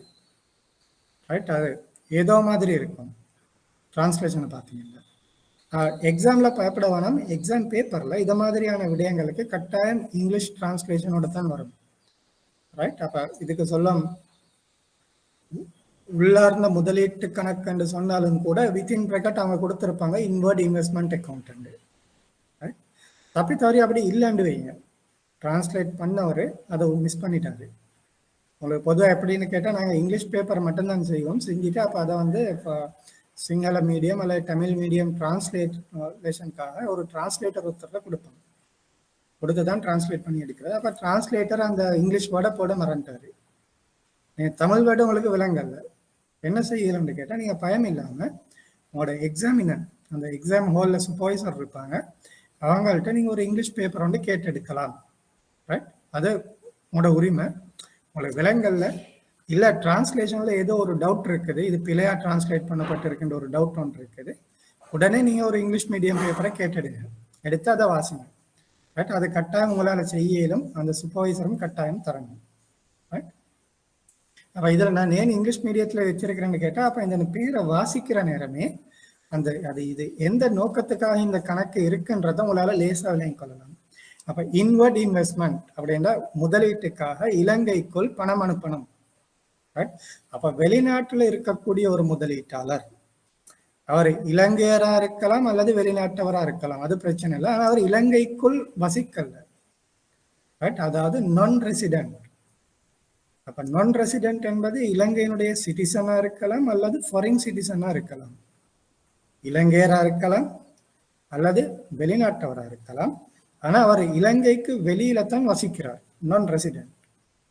அப்ப இலங்கைக்கு வெளியில் இருக்கக்கூடிய ஒரு முதலீட்டாளர் இலங்கையில் ஏதாவது முதலீடு ஒன்று மேற்கொள்வதற்காக பணத்தை இலங்கைக்கு கொண்டு வரணும்னு சொன்ன, அதற்காக அவர் ஆரம்பிக்க வேண்டிய கணக்கு தான் இன்வர்ட் இன்வெஸ்ட்மெண்ட் அக்கௌண்ட். அப்ப இதுல நீங்க எந்த ஒரு முதலீட்டுக்காகவும் பணத்தை கொண்டு வரலாம். இதுல பணத்தை கொண்டு வந்து நீங்க ஷேர் மார்க்கெட்ல அந்த முதலீட்டாளர், வெளிநாட்டுல இருக்கக்கூடிய முதலீட்டாளர் இலங்கைக்குள் அந்நிய நாணயத்தை கொண்டு வந்து அதை ஸ்டாக் மார்க்கெட்ல இன்வெஸ்ட் பண்ணலாம், அல்லது government securities, treasury bill bonds, ISBs, SLDB அதெல்லாம் இன்வெஸ்ட் பண்ணலாம். அப்படி இல்லை இலங்கையில் ஏதாவது ஒரு பிஸ்னஸ் ஒன்று தொடங்கலாம், அல்லது இலங்கையில் ஏதாவது ஒரு ப்ராப்பர்ட்டி ஒன்று வாங்கலாம். உங்களுக்கு தெரியும், இந்த நிறைய அப்பார்ட்மெண்ட்ஸ் அது வெளிநாட்டாக்கள் இன்வெஸ்ட் பண்றாங்க. உங்களுக்கு தெரியும், நீங்க கொலம்பு கோல்ஃபேஸ் போனீங்கன்னு சொன்னா அந்த பக்கம், அந்த கம்பெனி வீதி பக்கம் நிறைய அந்த காண்டோமினியம் அபார்ட்மெண்ட்ஸ் கட்டப்படுது. அதெல்லாம் இலங்கையருக்கு இல்லை, இலங்கை எங்களால வாங்க இயலாது. அது பிரைஸை பார்த்தீங்கன்னா இலங்கையரால அதை வாங்க இயலாது. அப்போ அதெல்லாம் கட்டப்படுவது வெளிநாட்டவருக்கு. ஏன்னு கேட்டீங்கன்னா இந்த போர்ட் சிட்டி ப்ராஜெக்டோட சம்மந்தப்பட்டு. இப்போ போர்ட் சிட்டி ஆரம்பிக்கப்பட்டோன்னா அங்கே வெளிநாட்டவர் வேலை செய்வாங்க. அப்போ அவங்களுக்கு இருக்கிறதுக்கு அதுக்கு கிட்டவே அந்த அபார்ட்மெண்ட்ஸ் தேவைன்றதுக்காகத்தான் அது அந்த வெளிநாட்டவரை டார்கெட் பண்ணி தான் அந்த கோல்ஃபேஸ் 1 கோல்ஃபேஸோ அல்லது அதுக்கு பின்னால் உள்ள ஜோன் கீல்ஸோ ப்ராப்பர்ட்டிஸோ ஏதோ அந்த ஏரியாவே அப்படி அவங்களுக்கு அந்த ரெசிடென்ஷியல் பர்பஸுக்காகத்தான் கட்டப்படுது. அப்போ அது மாதிரி ஒரு ப்ராப்பர்ட்டியும் கூட அவர்களால் கொள்வனம் செய்ய முடியும். அப்போ ஏதோ ஒரு முதலீட்டு நோக்கம், அது இக்விட்டி மார்க்கெட் இன்வெஸ்ட்மெண்ட்டாக இருக்கலாம், டெட் கவர்மெண்ட் செக்யூரிட்டி மார்க்கெட் இன்வெஸ்ட்மெண்ட்டாக இருக்கலாம், டெட் செக்யூரிட்டி மார்க்கெட்டாக இருக்கலாம், அல்லது ரியல் எஸ்டேட்டாக இருக்கலாம். ரைட். அப்போ பங்குச்சந்தை முதலீடு, கடன் பத்திர முதலீடு, அல்லது தொகுதி கடன் முதலீடு, அரச பிணையங்கள் முதலீடு, அல்லது ஒரு ஒரு ஆதன கொள்வனம், எதுவாக இருந்தாலுமே கூட வெளிநாட்டு முதலீட்டாளர் ஒருவர் இலங்கையில முதலீடு செய்வதற்காக பணம் அனுப்பணும்னு சொன்னா அவர் இந்த இன்வர்ட் இன்வெஸ்ட்மெண்ட் அக்கௌண்ட் மூலமாகத்தான் அப்படி ஒரு அக்கௌண்ட்டை ஆரம்பித்து அந்த கணக்கின் மூலமாக தான் அவருடைய அந்த முதலீட்டு பணத்தை கொண்டு வரணும். வேறொரு அக்கௌண்ட்டாலையும் கொண்டு வர முடியாது. ரைட். அப்படி கொண்டு வந்தீங்கன்னா உங்களுக்கு நிறைய இந்த அந்நிய செலாவணி கட்டுப்பாடுகள் காணப்படுகின்றது. அப்போ ஃபாரின் எக்ஸ்சேஞ்ச் ஆக்ட், அந்நிய செலாவணி சட்டத்தின் கீழ் அந்தந்த நோக்கத்துக்கு அந்தந்த அக்கௌண்ட் காணப்படுகிறது. அது மூலமா செஞ்சா மட்டும்தான் உங்களுக்கு அந்த ஃப்ரீலி அதை அந்த பணத்தை கொண்டு வரலாம், கொண்டு போகலாம். அப்படி இல்லை நீங்க வேறொரு அக்கௌண்ட் மூலம் கொண்டு வர பார்த்தீங்கன்னா அதில் நிறைய கட்டுப்பாடுகள் இருக்குது. ரைட். அந்நிய செலாவணி கட்டுப்பாடுகள் இருக்குது. அடுத்தது அவுட்வர்ட் இன்வெஸ்ட்மெண்ட் அக்கௌண்ட், இதுவும் பேர்ல இருக்குது. இப்போ உங்களுக்கு இன்வர்ட் என்னன்னு தெரியும்ல, அவுட்வர்டும் என்னன்னு தெரியும். அப்ப இலங்கையில வசிக்கக்கூடிய ஒருத்தர், அவர் இலங்கையரா இருக்கலாம், வெளிநாட்டவரா இருக்கலாம். இந்த ரெசிடென்ஸ் என்றதுதான் முக்கியம், வசிப்பவர். அவருடைய சிட்டிசன்ஷிப் முக்கியம் இல்லை. நான் ஏற்கனவே இன்வர்ட் இன்வெஸ்ட்மெண்ட்ல சொன்னேன், நான் ரெசிடென்ட், இலங்கைக்கு வெளியில் வசிக்கக்கூடியவர். அவரு இலங்கை பிரஜையா இருக்கலாம் அல்லது வெளிநாட்டு பிரஜையா இருக்கலாம். அப்ப சிட்டிசன்ஷிப் முக்கியம் இல்லை. அதே மாதிரி அவுட்வர்ட் இன்வெஸ்ட்மெண்ட் அக்கௌண்ட்லையும் இலங்கையில் வசிக்கக்கூடியவர், அதாவது ரெசிடென்ட். அப்ப அவர் இலங்கை பிரஜையா இருக்கலாம் அல்லது வெளிநாட்டு பிரஜையா இருக்கலாம், அது முக்கியம் இல்லை, இலங்கையில வசிக்கணும். அப்ப ரெசிடென்ட் ஒருவர், இலங்கையில வசிக்கக்கூடிய ஒருவர் வெளிநாட்டில் முதலீடு செய்வதற்காக அவருடைய அந்த பணத்தை இலங்கையில இருந்து வெளிநாட்டுக்கு அனுப்புறணும்னு சொன்னா அவர் ஆரம்பிக்க வேண்டிய ஒரு கணக்கு தான் outward investment account. Right. Outward investment account. அப்படி இல்லை அவர் வேறொரு அக்கௌண்டால நாட்டுல இருந்து சல்லி வெளியே அனுப்ப பார்த்தாருன்னா அவர் நிறைய சட்ட சிக்கலுக்கு முகம் கொடுக்க வேண்டி வரும். ரைட். ஆனா அவுட்வர்ட் இன்வெஸ்ட்மெண்ட் அக்கௌண்ட் ஆரம்பித்து அதன் மூலம் அவருடைய அந்த வெளிநாட்டு முதலீட்டு பணத்தை அனுப்பினார்னு சொன்னா அவருக்கு சட்ட சிக்கலோ அல்லது அந்த அந்நிய செலாவணி கட்டுப்பாடுகளோ குறைவாக காணப்படும். அடுத்தது இன்னொரு வகையான அக்கௌண்ட் என்னன்னு கேட்டீங்கன்னா special deposit account, SDA account. SDA account என்பது ஒரு ஒரு ஒரு விசேட வைப்பு கணக்கு. இது போன வருடம் தான் அறிமுகப்படுத்தப்பட்டது. அதுக்கு முன்னர் இந்த எஸ்டிஏ அக்கவுண்ட் இருக்கல்ல. ஏப்ரல் 2020 ஆண்டுல தான் இந்த சிறப்பு வைப்பு கணக்கு, அதாவது இது அந்நிய செலாவணியா, ருப்பி இல்லை, அந்த சிறப்பு அந்நிய செலாவணி வைப்பு கணக்கு அறிமுகப்படுத்தப்பட்டது. இதனுடைய நோக்கம் என்னன்னு கேட்டீங்கன்னா, இந்த கொரோனா நாங்கள் ஏற்கனவே படிச்சுதான், கொரோனா காரணமாக அந்த நான் ஏற்கனவே சொன்ன காரணங்களால இலங்கையில வெளிநாட்டு அந்நிய செலாவணி திரவத்தன்மை பாதிக்கப்பட்டிருக்கு. எங்களோட நாட்டுல டொலர்ஸ் இல்லை. அப்ப அந்த அந்நிய செலாவணியை உள்நாட்டுக்கு கொண்டு வருவதற்காக ஆரம்பிக்கப்பட்ட ஒரு விசேட கணக்கு. இதனுடைய நோக்கம் முதலீடோ அல்லது அந்த சொந்த தேவையோ இல்லை. எங்கள் நாட்டுல ஏற்பட்ட அந்த அந்நிய செலாவணி திரவத்தன்மை பற்றாக்குறைக்கு நிவர்த்தி செய்வதற்காக வெளிநாட்டுல இருந்து பணத்தை உள்நாட்டுக்கு கொண்டு வரத்துக்கு. அப்ப இதை கொண்டு வந்து நீங்க முதலீடு செய்யணும்னு இல்லை, கொண்டு வந்து ஒரு டிபாசிட் அக்கௌண்ட்ல டிபாசிட்டா வச்சிருக்க வேண்டியதுதான். ரைட். அப்ப அதுக்கு ஸ்பெஷலா ஆரம்பிக்கப்பட்ட அக்கௌண்ட். இதுல என்ன சிறப்பம்சம்னு கேட்டீங்கன்னா, இப்ப இதே வேலையை உங்களுக்கு நீங்க ஒரு பர்சனல் ஃபாரின் கரன்சி அக்கௌண்ட்ல செய்யவும் மேலும், பிசினஸ் ஃபாரின் கரன்சி அக்கௌண்ட்ல செய்யவும் மேலும். ரெண்டுமே டிபாசிட் அக்கௌண்ட். உங்களோட வெளிநாட்டு சல்லியை கொண்டு வந்து அந்த அக்கௌண்ட்ல வைக்கலாம். அப்ப ஏன் ஒரு ஸ்பெஷல் டிபாசிட் அக்கௌண்ட் ஒன்று தேவை? ஏன் அதை ஏற்கனவே இருக்கக்கூடிய பிஎஃப்சிஏ அல்லது பிஎஃப்சிஏ அக்கௌண்ட் மூலம் செய்ய முடியாதுன்னு கேட்டீங்கன்னா, இதுல என்ன விசேஷம்னு கேட்டா, இந்த பிஎஃப்சிஏ அல்லது பிஎஃப்சிஏ அந்த அந்த அந்த வைப்பு கணக்குக்கு வழங்கக்கூடிய வட்டி வீதத்தை விட 2 வீதம் வட்டி கூடுதலா வழங்கப்படும். அவனை கூடுதலா வட்டியை கொடுத்து இது ஒரு அட்ராக்டிவ், ஆட்களுக்கு அந்த வெளிநாட்டு வைப்பாளர்களை கவர்ந்து கொள்றதுக்கு. அப்ப எங்களோட நாட்டுக்கு நிறைய வெளிநாட்டு பணம் வரும். ஏனைய நாடுகளை விட இங்க வட்டி கூட, ஆகவே இங்க கொண்டு வந்து டிபாசிட் செய்ய வர்றது. அப்ப இந்த ஸ்பெஷல் டிபாசிட் அக்கௌண்ட்டுடைய சிறப்பம்சம் என்னன்னு கேட்டீங்கன்னா, இந்த பர்சனல் ஃபாரின் கரன்சி அக்கௌண்ட் மற்றும் பிசினஸ் ஃபாரின் கரன்சி அக்கௌண்ட்டுக்கு வழங்கக்கூடிய வட்டி வீதத்தை விட 2 வீதம் கூடுதலாக வழங்கப்படும். அப்ப அந்த 2 வீதத்தை யார் வழங்குறது? பேங்க் கொடுக்காது. பேங்குக்கான வைத்தியம் 2 வீதம் கூட்டி கொடுக்க பேங்க் கொடுக்க மாட்டுச்சு. இலங்கை அரசு வங்கிகளுக்கு அந்த 2 வீதத்தை கொடுக்கும். வங்கிகள் அதை அந்த கஸ்டமர், அந்த வாடிக்கையாளருக்கு கொடுப்பாங்க. அப்ப இது ஒரு இலங்கை அரசாங்கத்தால அறிமுகப்படுத்தப்பட்ட ஒரு விசேட திட்டம். அப்ப இதுல வந்து 1 வருட கால பகுதிக்குத்தான் இந்த வைப்பு வழங்கப்பட்டது.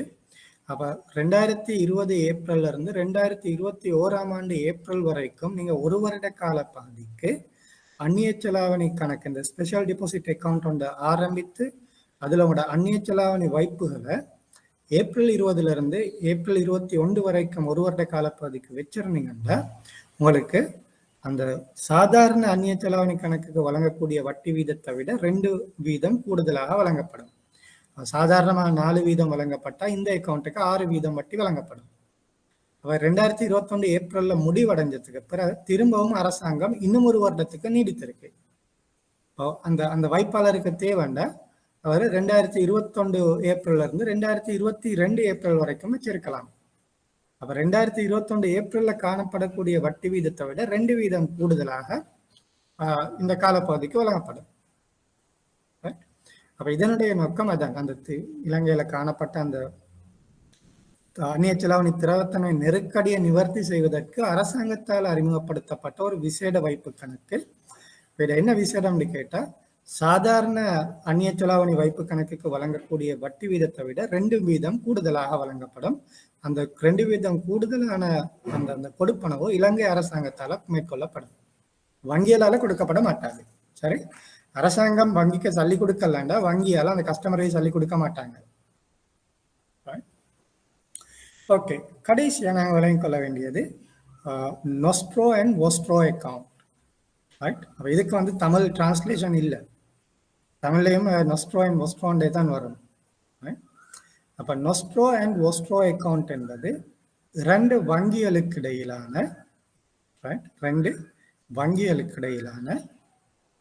இந்த அந்நிய செலாவணி பரிமாற்றத்துக்காக மேற்கொள்ள வேண்டிய 2 கணக்குகள். இது இலங்கையில காணக்கூடிய 2 வணிக வங்கிகளுக்கு இடையிலையும் காணப்படலாம், அல்லது இலங்கையில் காணக்கூடிய வங்கி வெளிநாட்டில் காணக்கூடிய ஒரு வங்கியோடையும் வச்சுக்கொள்ளலாம். ஏன் அந்நிய செலாவணி கொடுக்கல் வாங்கல் நாங்கள் ஏற்கனவே படித்தோம். 2 மாதிரி, ஒன்று உள்நாட்டு அந்நிய செலாவணி கொடுக்கல் வாங்கல். அப்ப உள்நாட்டுல 2 வங்கி கடையில் அந்நிய செலாவணியில கொடுக்கல் வாங்கல் நடைபெறலாம். அடுத்தது வெளிநாட்டு அந்நிய செலாவணி கொடுக்கல் வாங்கல், அதாவது இலங்கையில் உள்ள ஒரு வங்கி வெளிநாட்டு வங்கியோடு கொடுக்கல் வாங்கல் செய்யலாம். அவ நொஸ்ட்ரோ அக்கவுண்ட் என்பது ஒரு வங்கி, ரைட், உதாரணத்துக்கு சொல்லுவோம் பேங்க் ஏ. பேங்க் ஏ பேங்க் பி, ரைட், இன்னொரு வங்கியில அந்நிய செலாவணி கொடுக்கல் வாங்கலுக்காக வைத்துள்ள ஒரு கணக்கு.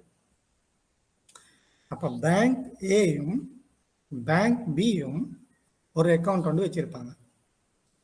என்னத்துக்குன்னு கேட்டா இந்த அந்நிய செலாவணி கொடுக்கல் வாங்கலை மேற்கொள்வதற்கு. பேங்க் ஏயை பொறுத்தவரையில பேங்க் பில காணப்படக்கூடிய அந்த அக்கவுண்ட் நொஸ்ட்ரோ அக்கவுண்ட். பேங்க் ஏ பேங்க் பில அந்நிய செலாவணியில வைத்திருக்கக்கூடிய அந்த கணக்கு நொஸ்ட்ரோ கணக்குன்னு சொல்லப்படும். அதே கணக்கு பேங்க் பி பொறுத்தவரையில ஒஸ்ட்ரோ அக்கவுண்டாக கருதப்படும். அப்ப நொஸ்ட்ரோ ஒஸ்ட்ரோ என்பது உண்மையிலே 2 வெவ்வேறு கணக்கு இல்லை, ஒரே கணக்கு தான். ஒரு வங்கிக்கு அது நொஸ்ட்ரோ அக்கவுண்டாக இருக்கும் என்று சொன்னா அடுத்த வங்கிக்கு அது ஒஸ்ட்ரோ அக்கவுண்டாக கருதப்படும். ரைட்? அப்ப நொஸ்ட்ரோ ஒஸ்ட்ரோ என்பது 2 கணக்கு இல்லை, ஒரு கணக்கு தான். ஒரு வங்கிக்கு நொஸ்ட்ரோன்னு சொன்னா அடுத்த வங்கிக்கு அது ஒஸ்ட்ரோ. ரைட்? இது ஏன் ஆரம்பிக்கப்படுதுன்னு கேட்டா இந்த வங்கிகளுக்கு இடையிலான தீர்ப்பனவு நடவடிக்கைகளுக்காக. இது ஒரு ஆப்பரேட்டிங் அக்கவுண்ட், ஒரு செயற்பாட்டு கணக்கு. அப்ப இந்த வங்கியில இருந்து அந்த வங்கி மூலம் இன்னொரு கஸ்டமருக்கு தான் அது கடைசியா சல்லி போகுது. உதாரணத்துக்கு சொல்லும்,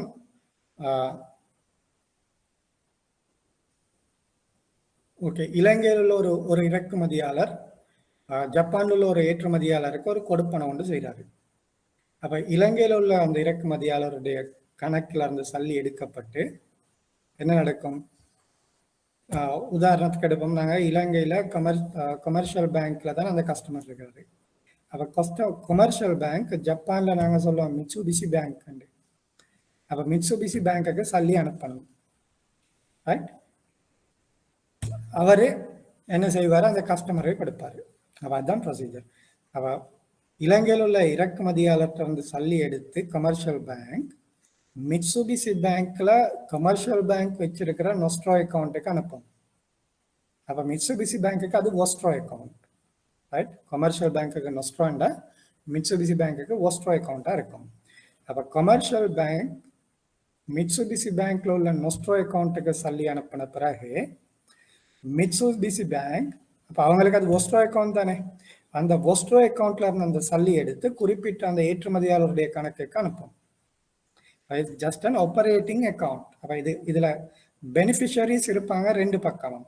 அப்ப கமர்ஷியல் பேங்க்குக்கும் ஒரு வாடிக்கையாளர் இருக்கிறாரு, மிட்சுபிஷி பேங்க்குக்கும் ஒரு வாடிக்கையாளர் இருக்கிறாரு. அப்ப அந்த கொடுப்பனவை பூர்த்தி செய்வதற்காக இந்த 2 வங்கிகளும் இந்த செயற்பாட்டு இந்த கொடுப்பனவை பூர்த்தி செய்வதற்காக இந்த 2 வங்கிகளும் அவர்களுடைய அந்த கொடுக்கல் வாங்கலை பதிவு செய்வதற்கான ஒரு ஆப்பரேட்டிங் அக்கௌண்ட், ஒரு செயற்பாட்டு கணக்காகத்தான் இது காணப்படும். இப்போ நீங்க அட் தி எண்ட் அவருடைய அந்த கணக்கு கஸ்டமருக்கு போனதுக்கு பிறகு அந்த ஒஸ்ட்ரோ அக்கௌண்ட் அது 0 பேலன்ஸ் ஆயிடும். உதாரணத்துக்கு சொல்லும், அந்த ஒரு கொடுக்கல் வாங்கல் மட்டும்தான் நடக்குதுன்னு சொன்னேன். அந்த கணக்கு கஸ்டமருக்கு ஒஸ்ட்ரோ அக்கௌண்டால மிட்சுபிஷி பேங்க் அந்த கஸ்டமருக்கு கொடுத்ததுக்கு பிறகு இந்த நொஸ்ட்ரோ ஒஸ்ட்ரோ அக்கௌண்ட் செட் ஆஃப் ஆகிடும். அப்போ 0 பேலன்ஸ். ரைட்? அப்ப இது ஒரு டெம்பரரி அக்கௌண்ட். அப்ப அந்த அல்டிமேட் பெனிஃபிஷரி, அந்த உண்மையான அந்த வாடிக்கையாளருக்கு பணம் கொடுக்கப்படும் வரைக்கும் தற்காலிகமாக அந்த கொடுக்கல் வாங்கல் பதியப்படக்கூடிய ஒரு அக்கௌண்ட் தான் இந்த நொஸ்ட்ரோ ஒஸ்ட்ரோ அக்கௌண்டாக கருதப்படுகின்றது. ஓகே, அந்நிய செலாவணி கணக்குல நீங்க இந்த 6-7 கணக்கை நீங்க எத்தனை இருக்கு? 2, 4, 6. இந்த 6 கணக்கையும் பத்தி தெரியும், நான் சொன்ன விடயங்களை தெரிஞ்சு வச்சிருந்தீங்கன்னா ஓகே, தாராளமா போதும். ரைட்? ஓகே, அவ்வளவுதான் அந்நிய செலாவணி கணக்குல நாங்கள் படிக்க வேண்டியிருக்குது. அப்ப திரும்ப அடுத்த கிழமை நாங்கள் புதிய ஒரு டாபிக் ஒன்று தொடங்கலாம். ரைட்? இதுல ஏதாவது டவுட் இருக்குதா?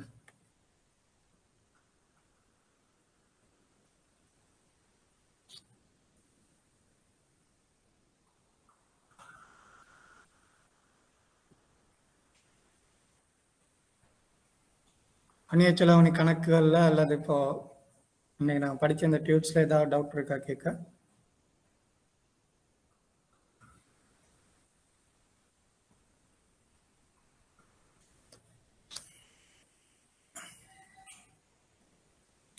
ஓகே, இப்போ டவுட் இல்லைன்னா நாங்கள் இந்த கிளாஸ் இதோட முடிப்போம். திரும்ப இப்போ அடுத்த கிழமை அடுத்த சண்டே புதிய ஒரு டாபிக் கொண்டு தொடங்கலாம். நீங்கள் அடுத்த சண்டே வர நேரம் அந்த எக்ஸ்ட்ரா கிளாஸ் எப்படி செய்கிறன்றதையும் உங்களுக்குள்ள டிஸ்கஸ் பண்ணி கொண்டு வாங்க. Okay, thank you.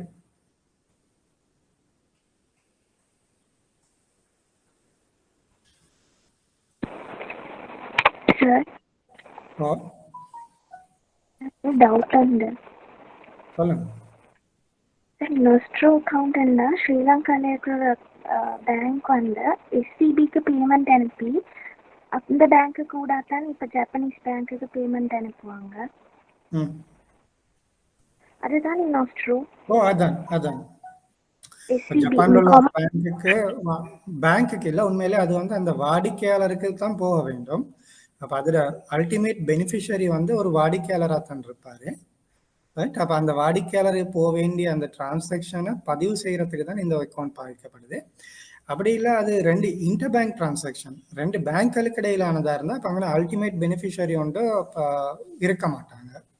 அப்போ அதுவும் கூட நொஸ்ட்ரோ பேலன்ஸ்ல தான் போகும். அப்போ அந்த நொஸ்ட்ரோ அக்கௌண்ட்டுக்கு சல்லி வந்த பிறகு அது அந்த இன்டர் பேங்க் டிரான்சாக்ஷனாக இருந்தால் அந்த பேங்க் அந்த சல்லி எடுத்து அவர்கள் ஏதாவது அந்த என்ன கடன் கொடுக்கலாம் அல்லது ஏதோ ஒரு இன்வெஸ்ட்மெண்ட் செய்யலாம். அது வரைக்கும் அது நொஸ்ட்ரோ அக்கௌண்ட்ல இருக்கும். அப்போ நொஸ்ட்ரோ அக்கௌண்ட்ன்றது ஒரு டெம்பரரி. அப்போ ஒன்று அல்டிமேட் பெனிஃபிஷரி ஒருத்தர் இருப்பாரு, அதாவது பேங்கினுடைய வாடிக்கையாளர் இருப்பாரு, அவருடைய அக்கௌண்ட்டுக்கு போகும் வரைக்கும் நொஸ்ட்ரோ அக்கௌண்ட்ல இருக்கும். அப்படி இல்லாத ஒரு இன்டர் பேங்க் டிரான்சாக்ஷன், ரெண்டு பேங்க்கு இடையிலான டிரான்சாக்ஷனாக இருந்தால் அந்த பேங்க் அதை பயன்படுத்தும் வரைக்கும், ரைட், அதை பயன்படுத்தும் வரைக்கும் அது நொஸ்ட்ரோ அக்கௌண்ட்ல தான் காணப்படும். பேங்க் கொண்டு இன்வெஸ்ட் பண்ணுன்னு சொன்னால் அந்த சல்லி நொஸ்ட்ரோ அக்கௌண்ட்ல இருந்து எடுத்து இன்வெஸ்ட் பண்ணுவாங்க. கடன் கொடுக்கறனாலும் நொஸ்ட்ரோ அக்கௌண்ட்ல இருந்து எடுத்து கடன் கொடுப்பாங்க. அப்போ அது பயன்படுத்தும் வரைக்கும் நொஸ்ட்ரோ அக்கௌண்ட்ல இருக்கலாம் இன்டர் பேங்க்னு சொன்னால். ஆனால் கஸ்டமர் டிரான்சாக்ஷன் சொன்னால் நொஸ்ட்ரோ அக்கௌண்ட்டுக்கு வந்த பிறகு கடைசியாக அந்த கஸ்டமருக்கு கொடுக்கப்படும். கொடுக்கப்பட்டோன்னே கடைசியில் இந்த நொஸ்ட்ரோ அக்கௌண்ட் ஜீரோ பேலன்ஸாக போய்ட்டுரும். ஓகேயா?